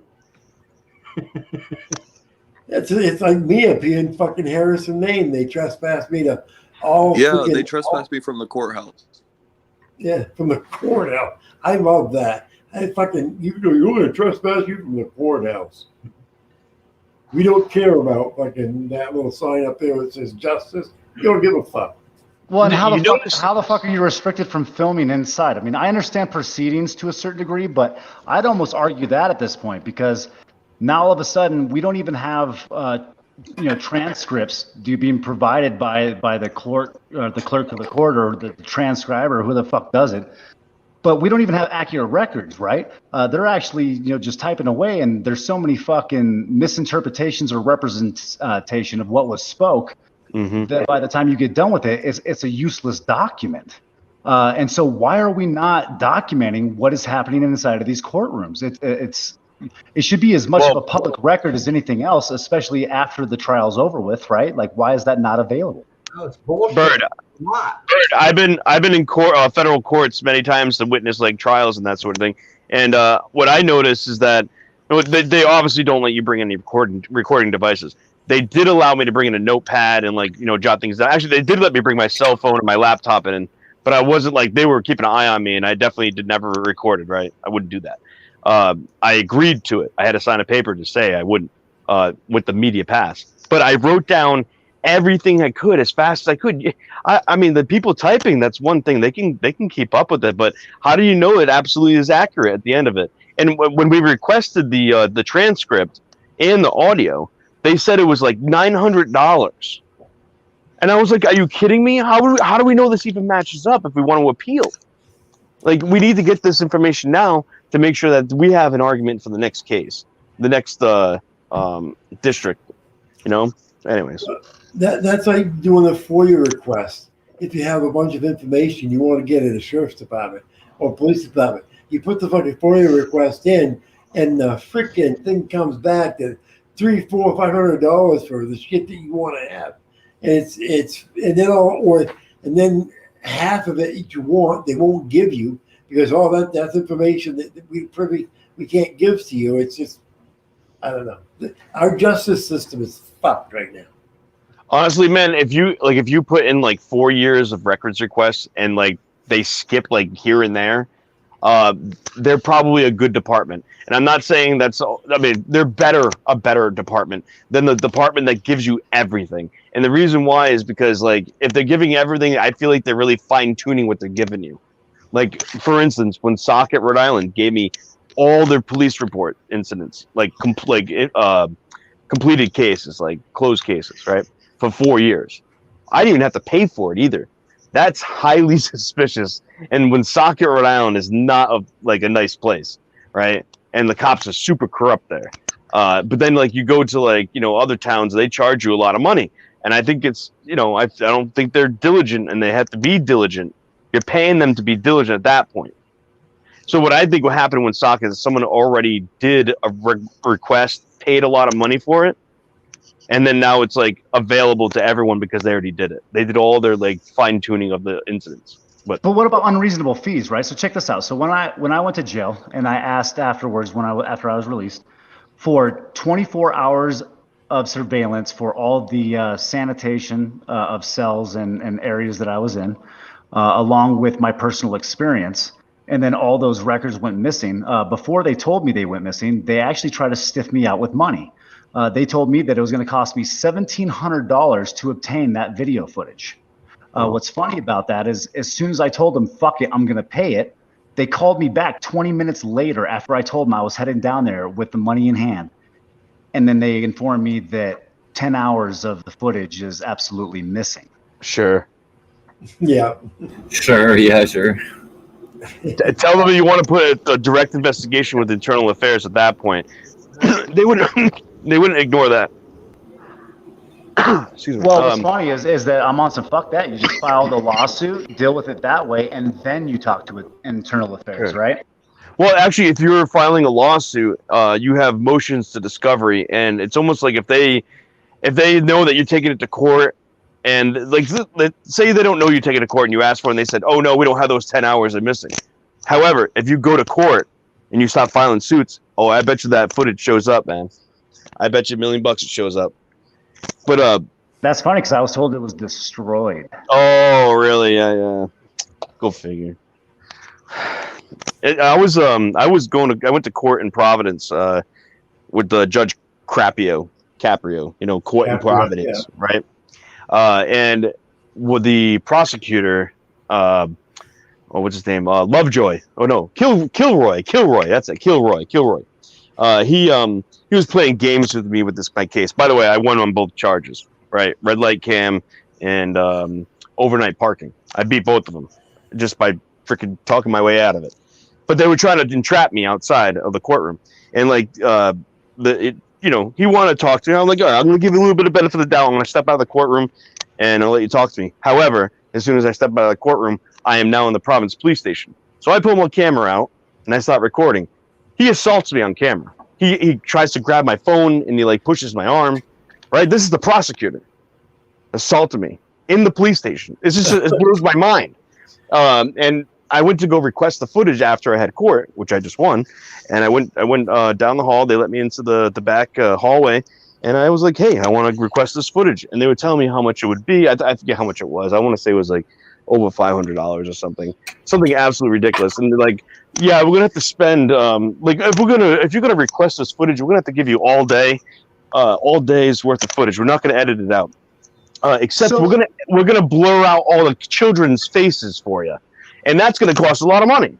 That's what they said to me. Right. Well, and the funny thing is, it really doesn't take them that long. But here's the biggest problem: is they're not allowed by either FORA or at least here in the state of Colorado through CORA. They're not allowed to charge you unreasonable fees beyond the actual value of what they are, handing you. And I would say that $400 for 10, 15 an hour worth of footage is more than unreasonable, right? Just like the $1,700 is more than unreasonable. Why are these laws being violated, and why are people not being held to account for it?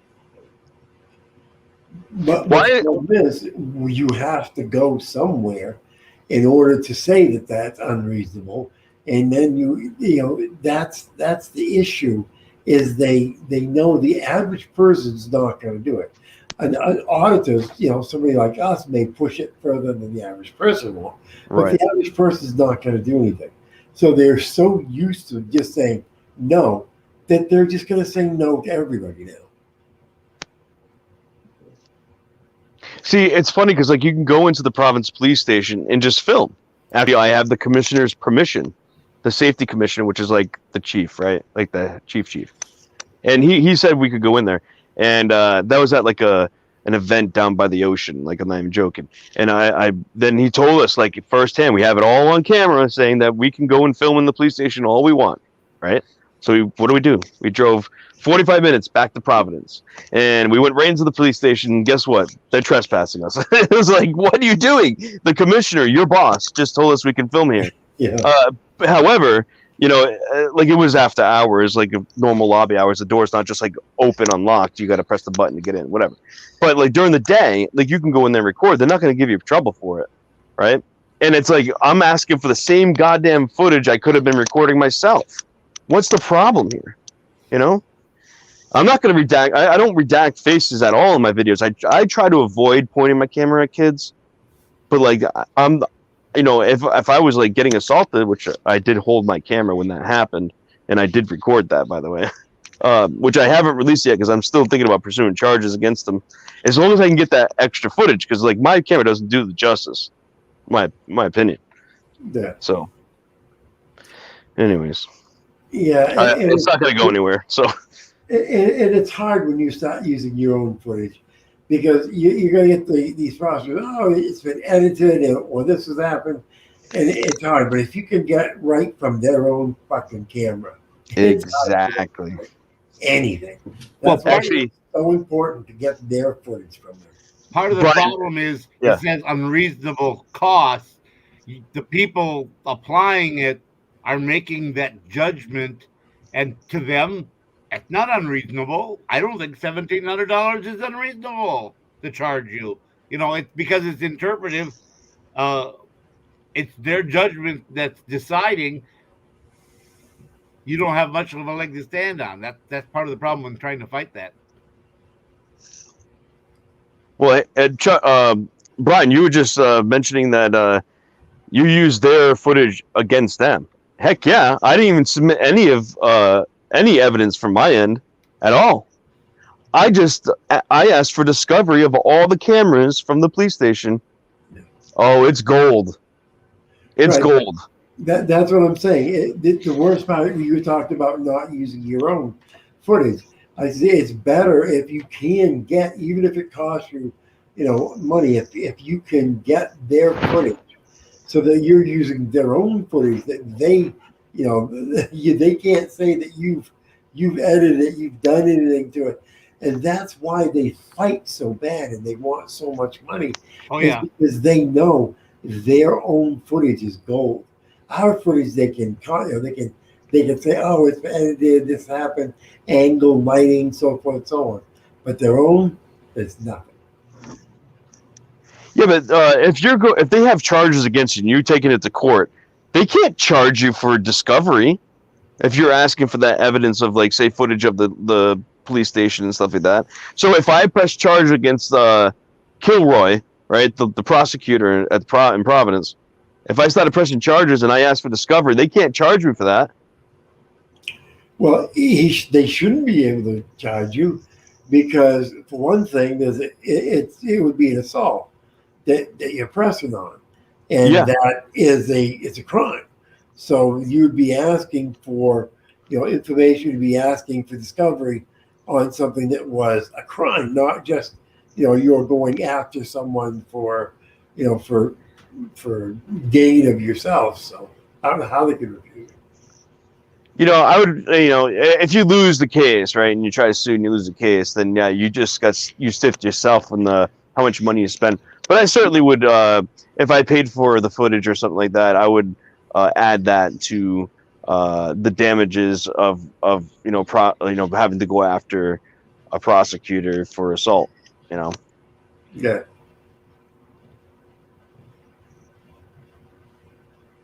Yeah, and they know all they have. It's a waiting game for them. They wait long enough, and they know that time is on their side. Time is never on our side. Time is usually always on their side. And I agree. They're able to sit there and wait you out, and more or less worry you out, not just waiting you out, but worrying you out. And eventually, you're either going to kick a plea, or do something at least to the point of where they find that they win. Because, like I said, it's not a matter of them. It's not a matter of what was right or what was just or what was justice. It's a matter of them winning and ensuring that they've destroyed your chance for coming back for a lawsuit later on, suing them for damage. Right. I bet you this whole pandemic has definitely made a lot of people take plea deals because they're probably saying to them in court, like, hey, man, you're unemployed. You're staying home all the time anyways. Just take the probation and home confinement. Okay, that doesn't sound too bad. Can I still collect unemployment and stimulus checks? Yes, of course you can. That's exactly what we want. We want everyone independent on the state. So you're a great candidate. Yes, absolutely. Let's do it. Shake hands. Boom. All right. Dismissed. It's like, what the hell? That's exactly what they want. They want, people not just submitting to them, but dependent on them. As a matter of fact, we're not going to give you work release. You are going to have to sit in your home until you're done, and you will be collecting all your fucking unemployment and shit. Yeah. Just, hey, if they ever do that and you have no choice, be like, can you throw in Netflix too? That's all you got to say. Yeah, I just I need a Netflix and chill with it. Yeah. Can I get internet TV? I don't give a fuck. Where'd you get me at? Just give me internet TV. That's all I care about. Can I get one of those TVs that are clear so I can see all the electronics, like the ones you get in prison? Yeah. Exactly. So retro, man.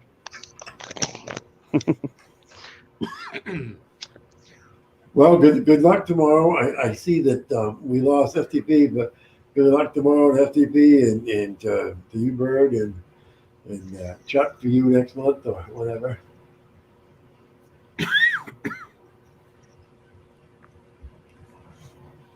Hopefully things work out.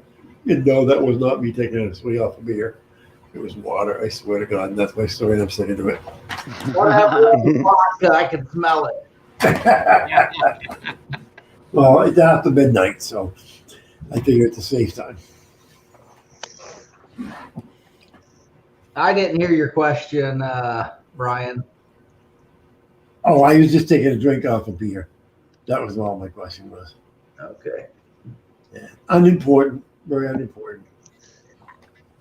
So what else? I mean, what else do you think that we should be putting attention on that we're not putting attention on? I think a lot of these wars that you're seeing around and so forth, there's a lot of people like myself, in the beginning that we need to get back into putting our attention back to what we should be doing and so forth. I think judges need more attention. Yeah. That's what I think. Yeah, my wife thinks she needs more attention, but she's probably right. So go ahead. I have something y'all should know about. It's an app. It's actually currently down on the Play Store, but it's going to come back real soon. I'm actually in touch with some of the developers of it. But it's called Cell 411. I'm testing for them right now. I'm not getting paid, so don't worry. It's not a paid sponsor.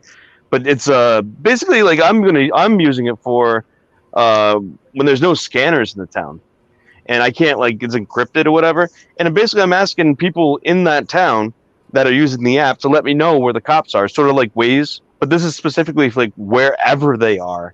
If there's any kind of stop, any in little any side streets or whatever, if you see it, to let me know if they're in that area. I'm gonna go over there and try to look, because I'm gonna be starting a petition in Manchester to get rid of the encryption, radio frequencies. I want it back to the original. That's not fair. We should know if there's an emergency, some sort of criminal on foot. We should know about these things. They can't hide that from us. Or if there's a fire, I want to know if there's a fire. That's all encrypted too. It's crazy. They're above the law. They don't need to show you transparency. Who the fuck do you think you are? Yeah, exactly. Says the guy with the scanner.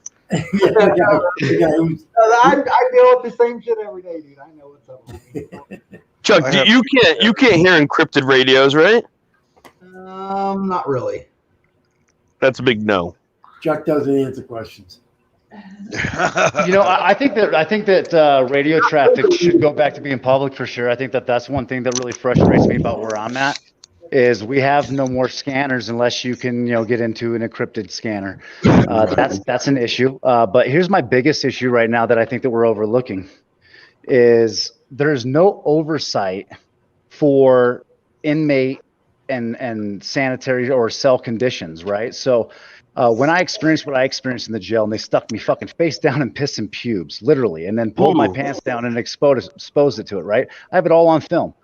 And the worst part about it, right, is that's a violation of the 8th Amendment. But what was worse is that after I experienced that, I called the health department and I filed a complaint. The funny thing is that the complaint that I filed originally was actually never filed. And then when I called back to find out what had happened to my complaint, they actually then filed a real complaint, where then it started going up a food chain. When I spoke to the highest person at the health department that I could, they informed me that they have no oversight on the jail and that they would not be intervening, and they would be forwarding it over to the attorney general, who also just ignored my complaint. That is scary, because that means that there's no oversight, right? Like, how is the health department have no authority over the conditions of those cells? How come they don't have the obligation when there's a valid complaint of something that the Geneva Convention would absolutely lock somebody away for years, and that they're getting away with? How Yeah, that sounds very dangerous when it comes to, like, you know, people getting attacked in jail and sort of thing. Absolutely. But I mean, I would think that our public health system should be at least, you know, obligated to have oversight. They shouldn't just be able to fucking walk away and ignore it because all of a sudden it's another government agency. I wonder what their like oath is, right? Is it similar to like a doctor being part of the health department? I want to know that. Like, what are they breaking their own policy by not helping?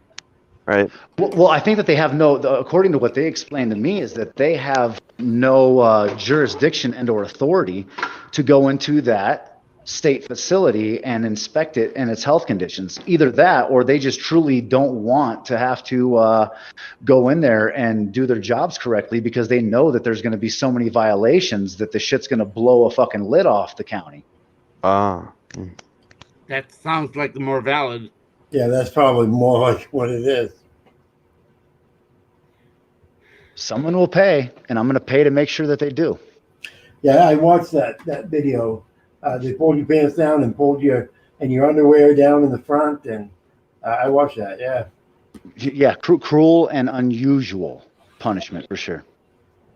When they arrested last day of freedom, they put him in a cell for 5 days, no mattress, no blanket, no drinking water. Well, I do got good news. So there actually was during this whole thing that was going on with the 2020 elections, a lot of people didn't notice, but there was a Supreme Court ruling regarding violation to the Eighth Amendment, to a very similar circumstance that happened to me, except for this gentleman was pretty much left to freeze in a extremely cold cell with no blankets and so forth. There was feces all over the room to where he actually had to lay in sewage. And there was no argument. The Supreme Court, like, there wasn't even arguments presented. So obviously they weren't disputing the conditions of the cell. That's sick to me, because you know, this is the thing. You know, normally the cops don't pay for that kind of stuff, and normally those cops have qualified immunity, right? The ones that are in the jail have qualified immunity. This will be the first case where they actually do not have qualified immunity, and they are being held responsible, and that has just happened in recent history. Wow. About time. A lot of laws are changing right now. I know it's, you know, Biden being president is going to change a little bit when it comes to how police act and everything.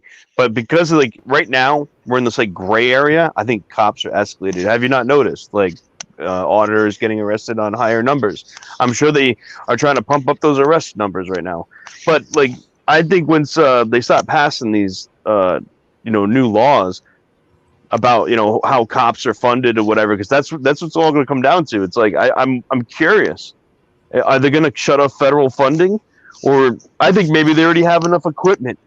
You know, they got enough Bearcats. They got enough, you know, riot gear, whatever it is, you know, that keeps them afoot. But well, actually, they have worse than that, right? So check this out. Are you guys familiar with Sound Minds? Probably. Yeah, I'd like to think I've got a sound. I mean, I have a sound mind. Yeah. Okay, so there's a YouTube channel, all caps, Sound, second word Minds, and the dude has been a solid resource that actually gave me some really great intel on local precincts and the equipment. You'd be surprised to find out that the police over the last few years have been steering away from 5.56, which is really interesting, because what kind of ammunition are we having the hardest time getting a hold of right now? 223 and 5.56. They moved into the 7.62, which means that the majority of police officers are actually rocking an AK platform. Beyond that, the vehicles is what concerned me the most. So they have like a $60,000 armored vehicle for things like riots, right? And I can understand that to a certain degree, you know, especially if SWAT's initiated and you need that. But can anyone tell me the last time that an IED or a mine was used against law enforcement in the United States of America? Yeah. The last time? Was it Boston? Yeah, but that wasn't against the police. That was just in general. That's not even an IED, right? There was that. And I'm talking about a literal mine buried under the ground, right? Which would, you know, I don't know of a single recording of it. Yet we have spent 400, almost $500,000, you know, for these precincts to have access to mine resistant vehicles. Now, why the fuck are we spending $500,000 on a mine resistant vehicle if we have never experienced a mine, unless they were preparing for a civil war against the people and were expecting us to take the same actions that the Afghans or the Iraqis did? Sure. That shit scares the fuck out of me. Well, maybe they should fill in those potholes. No, I'm kidding. Yeah. Yeah. Yeah, or maybe we should fill them up for them, right? Yeah, exactly. Did somebody say pot? It's for that, man. You know, I think people say I'm a fucking conspiracy, but I think that's why we're seeing the shortages in, you know, 9mm, 40 caliber, and so forth, and others that we're seeing is because they don't want people to stock up. They don't want these groups to be stocking up and so forth, as they're afraid that because, you know, what changes there are, you know, maybe not coming this year, next year, but in the future, is what changes will be coming, that they're afraid that if they allow too much, you know, ammunition out there, that they're going to have to deal with that ammunition, and that's why they decided now they're gonna cut back on it.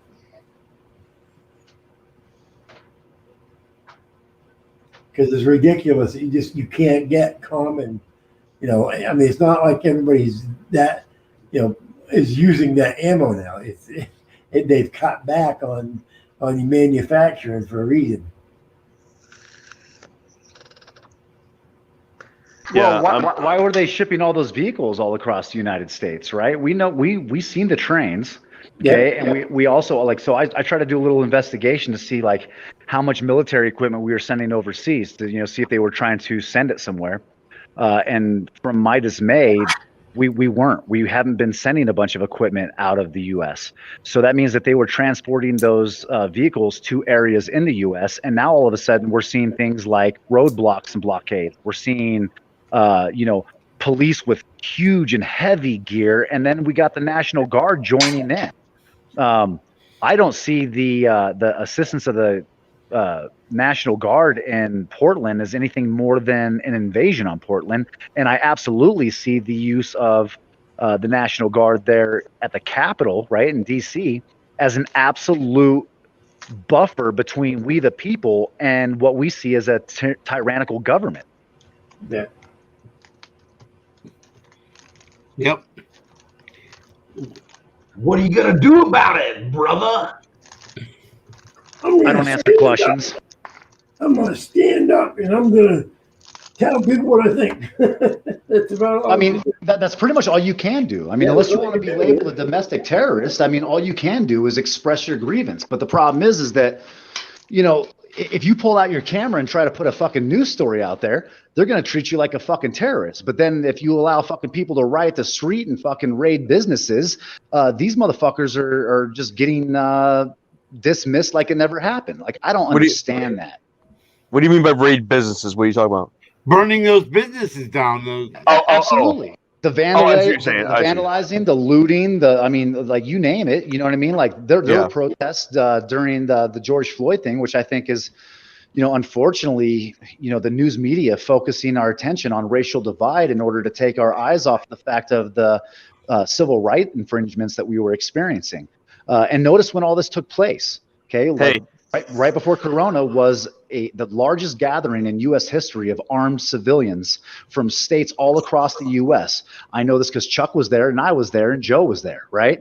Right after that is when all this shit cracked off. It is no surprise to me that now all of a sudden, after putting all the sheeple back in their place, forcing them to put muzzles over their fucking mouths and stay in their homes and not allowing them to go to Sunday services, that all of a sudden now we're talking about bills like at first it was HR 5717 or something like that, right? Or whatever that number was, right? And now we're looking at HR 127, I believe, which is even worse.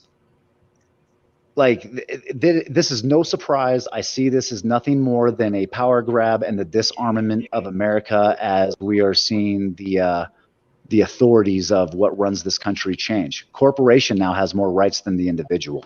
All right. This next guy I bring up is probably going to be a troublemaker. He really is a shit causer everywhere he goes. I'm going to let him up. You guys decide. You tell me when to drop him, and I'll drop his ass. All right. Here it comes. Who is it? Rick Rude? Nope. Joe. Cool. Rick Rude. Oh shit. All right, drop his ass. That's it. Drop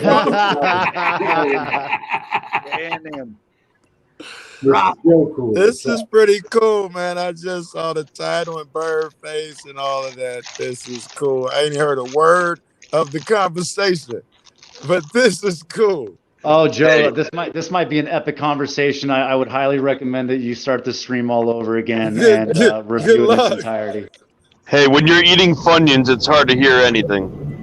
Yeah, for all you that want to go back and watch it, Joe, just know that News New England will probably privatize it by the time it's done. Oh no, I'm not privatizing like that. I'm just teasing. I don't have as many enemies as I used to, so I don't privatize this much. Or I should say, I don't know of the enemies. I wish I could say the same thing. I seem to just. I got a lot of haters. feedback. I got a lot of feedback right now. That's epic. Yeah, good call. No, the only thing I got to do is go back and fucking put commercials all through this motherfucker, because I know there's a lot of people who want to see this motherfucker, and I want to make sure I get as much out of this fast as I can. Yeah, for two guys that don't like each other, this is definitely a relatively cordial conversation. Right, for two immature guys who can never change and stuck in their ways. Pretty interesting. See, now I told you, fucking is the shit. We're getting rid of him now. Hey, to Joe's defense, dude, he has inserted a whole lot of fence posts rectally to make this happen. So, you know. Yes. I had a lot of fence posts up my ass to make this one happen. Yeah. I talked a lot of shit to him, I'll tell you. He told me, Bird's not bad, man. I fucking... You did well, bro. And both of you cats, to see that y'all just up here, I was just happening to pass by. I got bumped out of Polly's room by mistake, not even sure why. And I'm navigating back, I saw you cats. And I'm like, what the fuck? Really? I gotta stop and say something. Nice. I can only imagine that I was a part of that conversation somehow, huh? I don't, not to my knowledge. I am high as fuck. I was stuck in the snow. I can't get up the block. So I've been out here for hours smoking weed. So I don't remember if you were or not. I doubt it. Rick Crew probably was. I don't think you were at all. Somebody was, I don't know, getting roasted or something. I don't know. Oh, Cindy. That's why I hopped on there. I saw Cindy. She told Rick Crew that I knew that that mommy had the kids back. Just hopped up there like she needed to tell him that shit. And I'm like, you were wrong. I didn't know that shit till fucking yesterday. I was the one to tell her she was wrong and, clean your shit up the same way you put it out there. Yeah. Hey, Joe Cool, take a toke with me. Upstate, what's good, babe? All right, yeah, let me get my shit.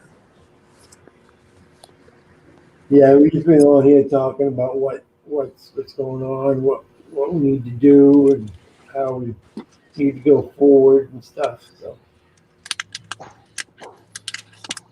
Yeah, what were you cats talking about?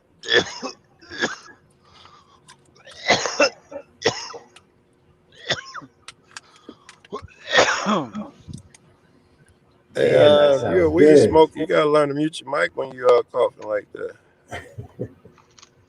This is my vape.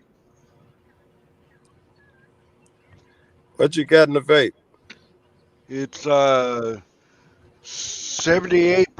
THC. What Indica. Indica. You don't know what strand? Fucking, I don't know. Cookies and Gorilla cream. Glue. Gorilla Glue. That shit burn my fucking lungs, bro. That shit'll fucking kill your lungs. Right. Throw them across the room. Yes, that shit brutal. That's why Yes, why it he's will fucking fucking kill you. It Believe does. me, I had a whole jar of it, and then I had purple nurple, and Yeah. that shit fucking kicked my ass worse than Gorilla Glue did. Yeah, And my now I guy got had wedding some of that cake. the other day. Way tastier too. That purple's the shit, dude. I love that shit. Yeah. Yes. Look I at think it this. was T-Man had This some of right that here shit one is day too. fucking wedding cake. Yeah, I had some of that recently. It's funny. All I got right now is the distill it. I don't have any greenery right now, unfortunately. I've been there. Damn. Come on over. I'll give you some. It's only a hop, skip, and a jump to northern New York, upstate New York. Bird was up there. He got a really nice bed from upstate New York. Upstate. I'd agree. Joe, did you see what I did for that veteran the other day? I did. I don't know. Maybe. Well, did you see the short video that I made of where the veteran lives or lived? Under the bridge? No, I don't think I saw it then. You got to go see that shit. That's where he lived, dude. And I looked at your shit recently, upstate, to find some audits because your name is Upstate Audits. What do you think I found? Think about what? I looked at your shit recently to find some audits because your name is Upstate Audits. What do you think I found? Probably the taser one. Why is it that I probably found one audit or two? Everything else was fucking streams. How the fuck a motherfucker gonna find an audit? You're probably famous for streams now. Right? Think about it, bro. Probably. But it's like can't 14 you separate below or get a right now. playlist, something? So Hey, a Joe. motherfucker can see audits? Hey Joe, your last name is Cool. Are you cool? Hell yeah, he is. The name was given to me. Well, I've never heard a lady call him hot. I don't know. Some of his videos are pretty cool if you really watch them. It's cool watching him bad mouth telling those cops, "Suck my dick." Dude, I gotta be honest, dude. Like my favorite experience, dude, still to this day, was the Mount Pleasant experience with Chuck Bronson and Joe Cool. Still by far upstate, the upstate. That was upstate Yep. New York.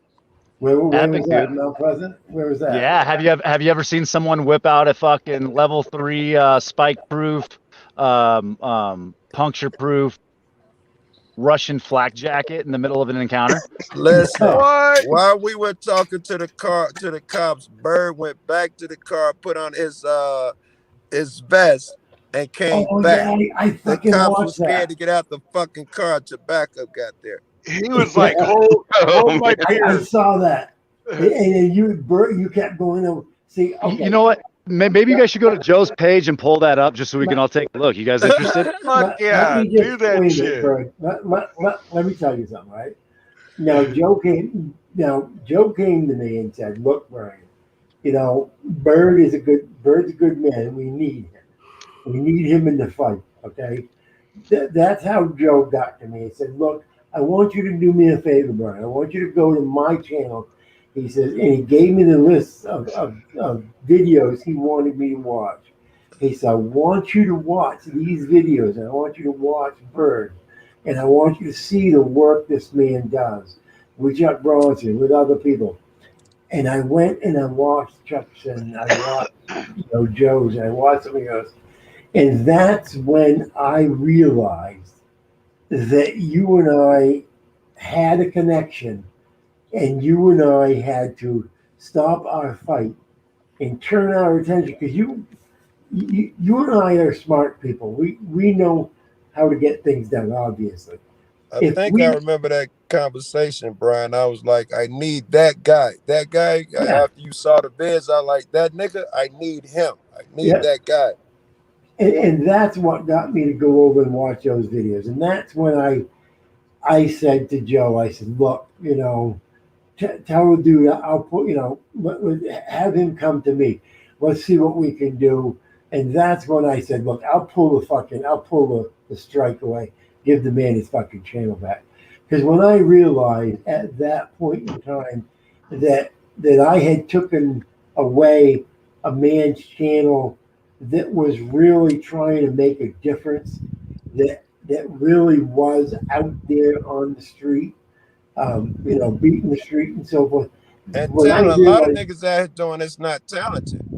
Right. This nigga cold. Right. And so when Joe talked, showed me that, and I went and saw it and saw some Chuck's stuff with you, that's when I said, tell him, man, I'll pull the strike off. Because it's one thing to take a man's channel away that's being a dumb fuck. He's using his channel to be a dumb fuck. And that's all he is a dumb fuck, like me. Well, I think I did both, though, didn't I? I mean, everybody makes a wrong fucking turn. You know what I'm saying? Everybody makes a wrong fucking turn. The question is the man enough to realize he made the wrong fucking turn and turn around and go back into the direction? Yes, baby. I'll be back, guys. And that's when I said, you know what? Not only have I gone down the wrong path, but you had gone down the wrong path. And that's why I said to Joe, if you were man enough to do what you said you would do and I would do, then let's put this together. Let's fucking try to end this war. You and I are probably never going to be buddies. I mean, you and I, we may never fucking sit down and have a beer together. Although if you've got beer, I don't know. You may. I fucking like beer. So may reconsider. I may reconsider. But you and I may not be the best friends. But you and I can at least understand we have a common enemy and go after that common enemy. And that common enemy creates a common bond. If we put all of our attention that I was putting towards fucking you over, and I know you were putting towards fucking me over, with fucking the cops over. You niggas be deadly. You absolutely. So that's when I said, you know what? This man deserves to have his fucking channel back. I got a lot of grief from it. I got a lot of fucking, heat from people on my side. But, they've seen what you've done and where we're going with this, that they agree. A lot of them are coming around. And this is what's got to happen, is people got to see that we're turning our attention to where our attention needs to be. And then I think everybody will be accepting of it. That's funny. I actually started a second channel just to avoid, publishing a bunch of fucking drama on my third channel, right? I kind of seen that working really well. At the same time, I think that my recent experiences with you, Brian, have ultimately led me to quick resolutions with more difficult people like Rick Crude. Right on. You learn from your past, yeah. Well, you try to, but I'm still making mistakes. But wouldn't it be nice if we could learn from each other, standing side by side, shoulder to shoulder, instead of fucking using our talents against each other, and using our, if we use our talents in the same fashion, we could go so much further. And I guess that's always been the main thing with me, is I never thought that way before, I guess. Chuck, what's that? There's two Chuck Bronsons.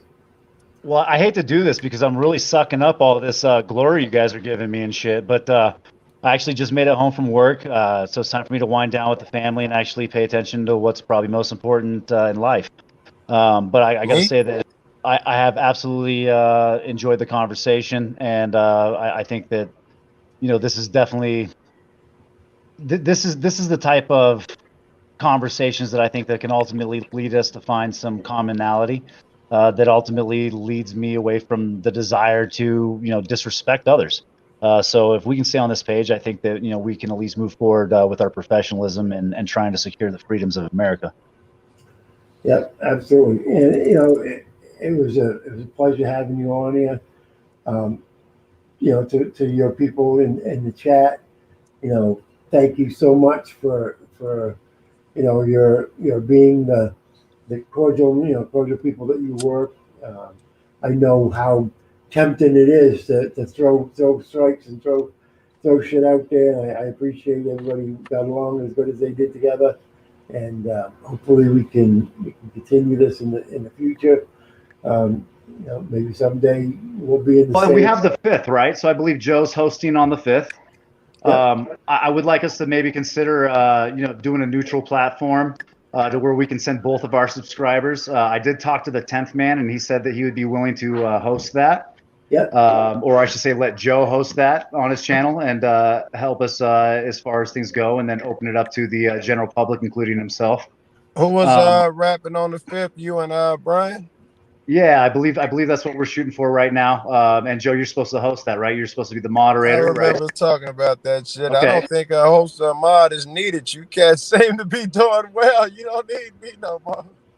I don't think that it's a bad idea for you to be there anyways, just All because you right, put a lot of yes, work I'm into okay with brokering that, this yeah. piece, bro. So I would say, definitely feel invited, and I would encourage everybody from my platforms, definitely stick around and watch the rest of the conversation. I'll be dipping out now, but I guess with everything being said, know that I'll give you guys an update tomorrow after I get back from court. Outside of that, Bird, man, grab your guns, follow me.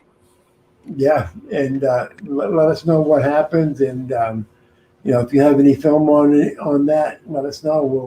We'd love to put some temptation out there if people come watch it and so forth.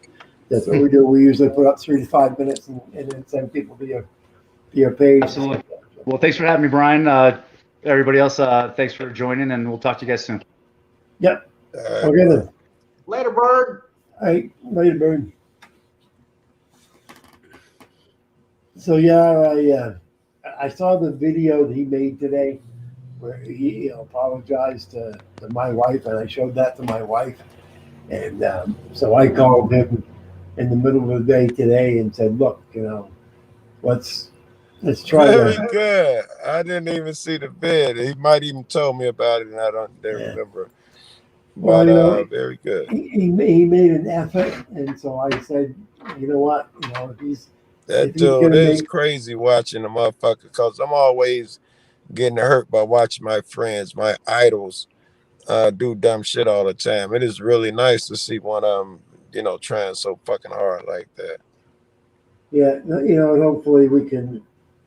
Like I said, we may never be friends, but at least we can understand that we've got common goal, and that's, and maybe some other people will see us do this and they'll say, hey, fuck, Bird and I, we were at each other's throats. I mean, I was looking for his address so I if they see that you guys can move forward, maybe they should learn to move forward. Exactly. Yeah. And if we can be anything to anyone, that that would be great. If not, then fuck them, but if we can, good. But so what's Joe Cool up to today? I'm kind of stuck in the snow, man. It took me half hour just to get half a block, so I can't really park my car. So I'm at a parking lot up the block. I've been here since earlier today. I guess I'm gonna leave my car here overnight. I was like, yeah, we got over a foot of snow here. Over a foot? No shit. Yeah, KY. Do I got your phone number, KY? Oh shit, I gotta hop off the phone. That's yeah. I was gonna send you a picture so you can show Brian, but I'd have to hop off the phone to send it. I'm still waiting for you to send me ice cold audits PayPal, but I got it already. I thought I didn't send it. Oh no, I texted him and told him to send it to me. He never got back with it. That's right. I found it. One of the other guys got it for me. I wanted to send him some help his way, and all right. I texted him. I told him, somebody wanted to hit him. I got it. I'll find a way. If I want to help someone, I will find a way. Right on. Damn, Joe Cool. I can't believe 12 inches of snow would really slow you down. You know, I know it's only 12 inches, but my problem, this motherfucker is an old interceptor, man. Police interceptor. It's got way too much power in the back. And it's horrible. Even if you just get a little rain, it's horrible. This shit, I barely stand a chance, man. It is really bad. I mean, I'm sliding all over the fucking place. I had to low gear it. I have to wear around everywhere. Put some sand in the trunk and throw a plow on the front. I got some shit. I got some salt in the back seat. Wait, Make a few extra bucks plowing driveways. Damn it, Joe.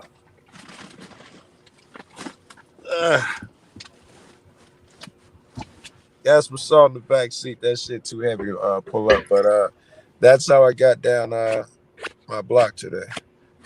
It's crazy. Shit, it ain't as bad as I thought it was. It's not. Oh no, I'm sorry. I was just looking at my Bitcoin and stuff, and it went back up. So is it up or down? I remember it was up last week. Everybody was talking about it. Oh well, it's right now. My Bitcoin is up. Where is my Bitcoin? Yeah, Bitcoin's up to. God damn it! I hate it when I can't. Bitcoin's up to 33,638, and yeah, not too bad. It's going up. It was fucking down to 32 earlier. I was like, holy fuck. Yeah, I bought in at 26, so I'm still doing good. 26, yeah. Well, I still made a little bit, so I ain't bitching yet. So. Yeah, we'll wait and see where it goes in the next couple of weeks. Yeah, you guys reading the chats? You mean about Bucket Boy admitting that it was him, you mean? Yeah, I put a little chirp out there about I thought it was Turtle Boy. Right away, oh no, it was me. I did it.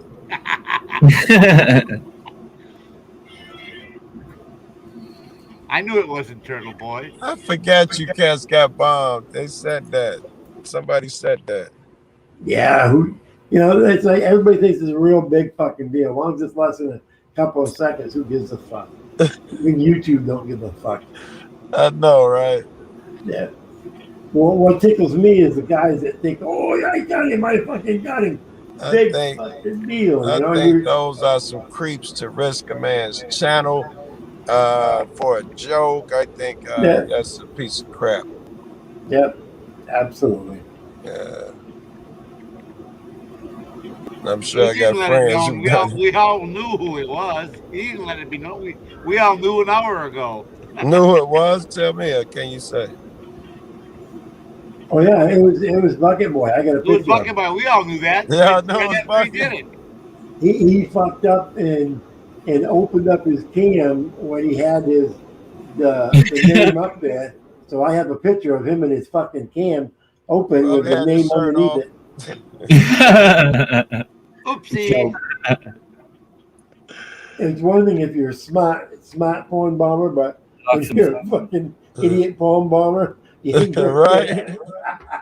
At the camera open, talking to his friends, playing with the cat.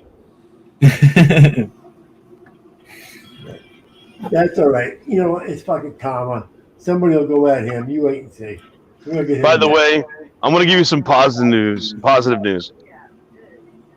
I've dropped my beef with Bucket. We have no problem, man. We don't. I just don't want to see stuff like that happen in the community. That's all. You know, I don't think it's appropriate.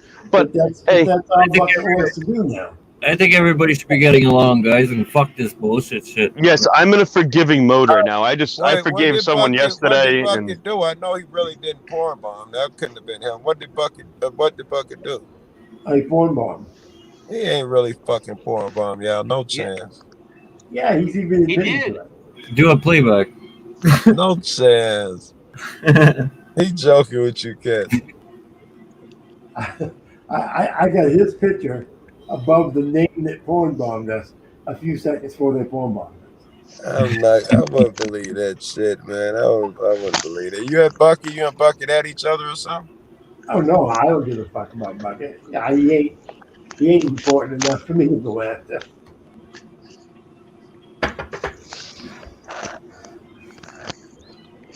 Not at all. Bucket, one of my new buddies, I'm just getting to know him. And we done had some ups and downs. I did something he didn't like. He went and made a vid about me. He done made 2 streams about me in 2 weeks. Both Oh, negative. man. Why Sorry to hear that, I man. Joe Cool was one of them.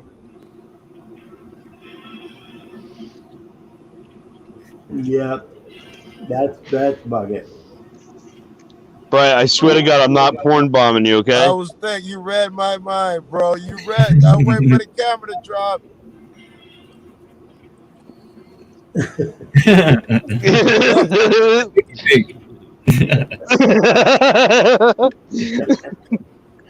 Somebody just say, "Man, he's got an ugly looking dick." He pulled him on Brian. He's an ugly looking dick. You gotta go see that. That's what it looks like a pig. Like bacon. Are you aching? Yup. For some bacon? Yup. Seven Bell says, "Hey, Joe Cool, you're going to Florida still?" I'm going to Cali is where I'm going this time. I'm going through Colorado and Vegas to get there. Florida would have to be my next road trip, but this one I'm going in the opposite direction. I don't see as much as I want to go. I'm dying. I have to go. All my friends are there. I think this time I'm going to Cali, man, and I got just as many fucking friends. My girl is en route in Colorado. I got to go past her joint. That's too irresistible. Hey guys, I want to head out. So hope you guys have a good night and safe auditing, man. Safe auditing, everyone. To you. All right, peace out. You too, buddy. Breaking the flaw. Always good being out here around, buddy. Take care, Chuck. Hey, Chuck, would you travel out to New England for Bitcoin? We'll talk about it. Sounds good. I can't wait. Okay, peace out. Thank you, douchebag. Chuck. I'm talking about this douchebag. Chuck, do you get along with Hoosier? Who's Hoosier? Hoosier News Now? Never heard of him. Who's your knock now? Oh my goodness, who's just a little pimp, man? He only about 5 feet tall, but he is a pimp. He got swag, yo. He's a fucking narc. Me and Joe was just with him like what, a week and a half ago? Yeah, something like that. He's a fucking narc. No way, this dude would be a pimp in the hood, yo. He's a fucking little narc. He's got my wife's phone number, and every time I'm doing something wrong, that motherfucker texts her and tells her, "You fucking hurt him." You should see me, him, and Tyrus Slayer in the ANN group chat. I know people hate us, man. We go back and forth about politics all the fucking time. I'll be sitting here in a conversation, and all of a sudden my wife will come storming down the goddamn stairway. "Who the fuck you talking to?" And I'm like, "Nothing." "Well, what are you talking about?" "Nothing." "Well, how come I'm getting a freaking text from who just saying, 'Get your ass down and get your husband out of the conversation'?" I'm like, oh bastard. So every time I see him, I call him "Who's your knock now?" So. Well, that's where I was all of Friday night. Absolutely. He'd like to get like Hoosier and Midwest and D-Johns and like a bunch of auditors together and go around Indianapolis like in about 2 weeks or 3 weeks. I'm always down. As long as I can use it out of fun, Southern Belle. Absolutely.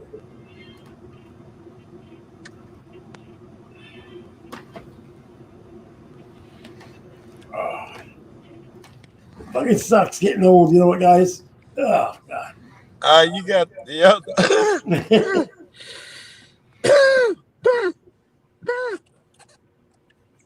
Brandon. He's using his other account.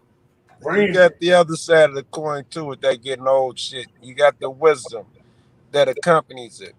You know, you have, you escape. You should, if you're wise. Yeah, you should be escaping from so many things that held you captive when you were younger, that you didn't even realize. You should be, all these things come with age as well.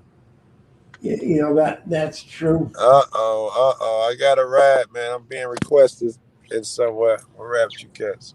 Oh, somebody's got your number too. See it? Yeah, actually, I think I'm gonna shut her down. Almost 1 o'clock, and later, everybody. Gotta be done. Hey, Chuck, thanks for coming on tonight. Appreciate the hell out of it. Good to great see you, to have Chuck. you on now and then. So. Yeah, later, everybody. All right, guys, be good. Chuck, be good, man. You too. Epic. Freeze, motherfuckers! I'm out. Later, Peace out, Brian.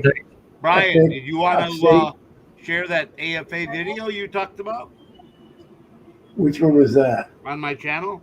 Which one is that? You said you were going to go to my channel and share that video. Don't have to be tonight. That's just a question. Okay, remind me tomorrow. I'll be on tomorrow. Remind me tomorrow. Okay. Send me a text or something, and we'll do that. And yeah, we'll have an AF. You guys, anybody have anything against having an AFA night tomorrow?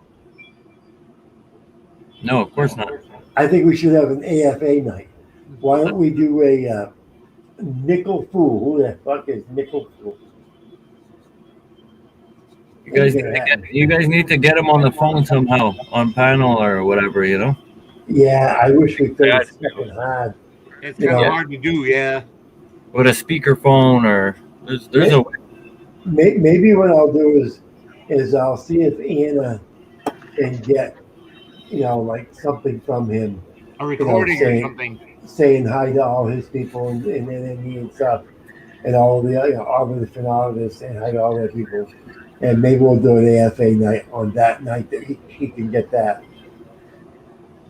Give it a shout out to Upstate and things like that here and Epic and some others and so forth. And we'll do it that night. Play some of his stuff. I think what we need to do is play some of his videos and we won't play them to the end and let people go watch him over at his site. Give him because he's got to get some airtime on his site before his playback goes down too far. I wonder who this nickel fool is. That's DFA. Anyways, can I put out a shout out though real quick? DFK is nickel fool. Yes, he said so in chat. Let me put out a shout out real quick, Brian. Go ahead. I shout out to you and Bird for making up like that, man. That was amazing. And maybe for you two making up like that, maybe everybody else will. You never know. Well, and that's great. And you know what? I've been seeing that you haven't been letting these people getting to you at all. So that's great, man. Well, like I said to Bird, you and I aren't going to be friends. With what happened, I don't think him and I are going to be friends. And I didn't have him come on because we've all made up and we're happy. I said, but you come on tonight and we'll go one direction, and that's the way we'll go. And hopefully, we're going to find that we've got a common interest, and we don't have to argue about the things we don't disagree about. And that DFK, if that's you and Nickel Fool, just show me your face, and I'll let you up here, buddy.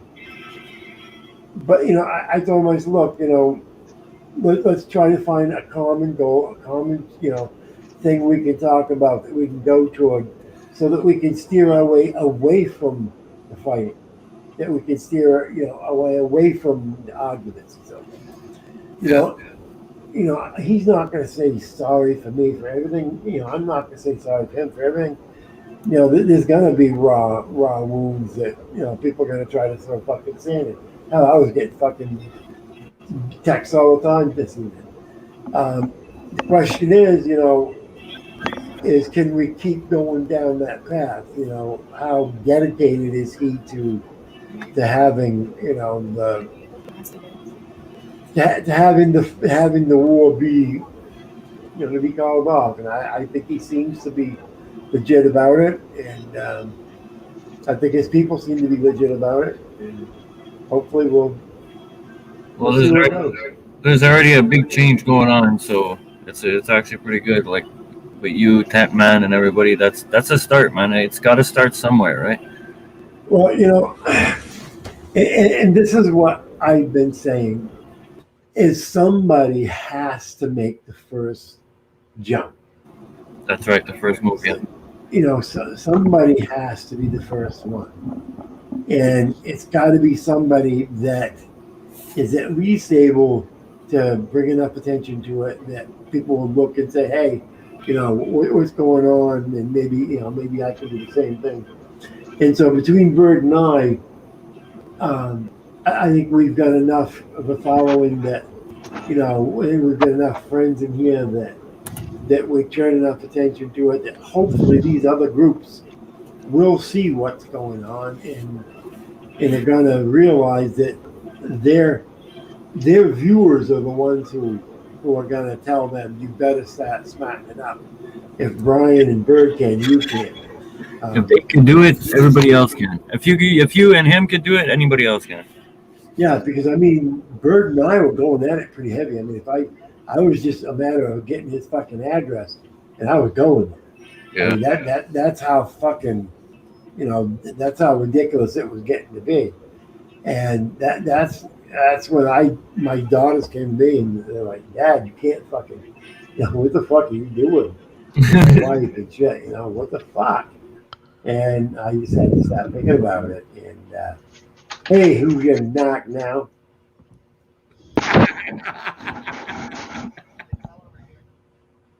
Yeah, absolutely. Show your face and go get a drink. And it's too bad. DFK and I were having a fucking knockdown drag out too. I've thrown olive branches out to DFK, and DFK and I have been able to talk to each other a little bit. I wish that is DFK. He'd show his fucking face, so I'd let him up. But maybe he decided it's not a good night for him. Maybe he's had too many. But yeah, I think you guys are right. Well, we're going to see where this goes. Don't care if you did or not. What?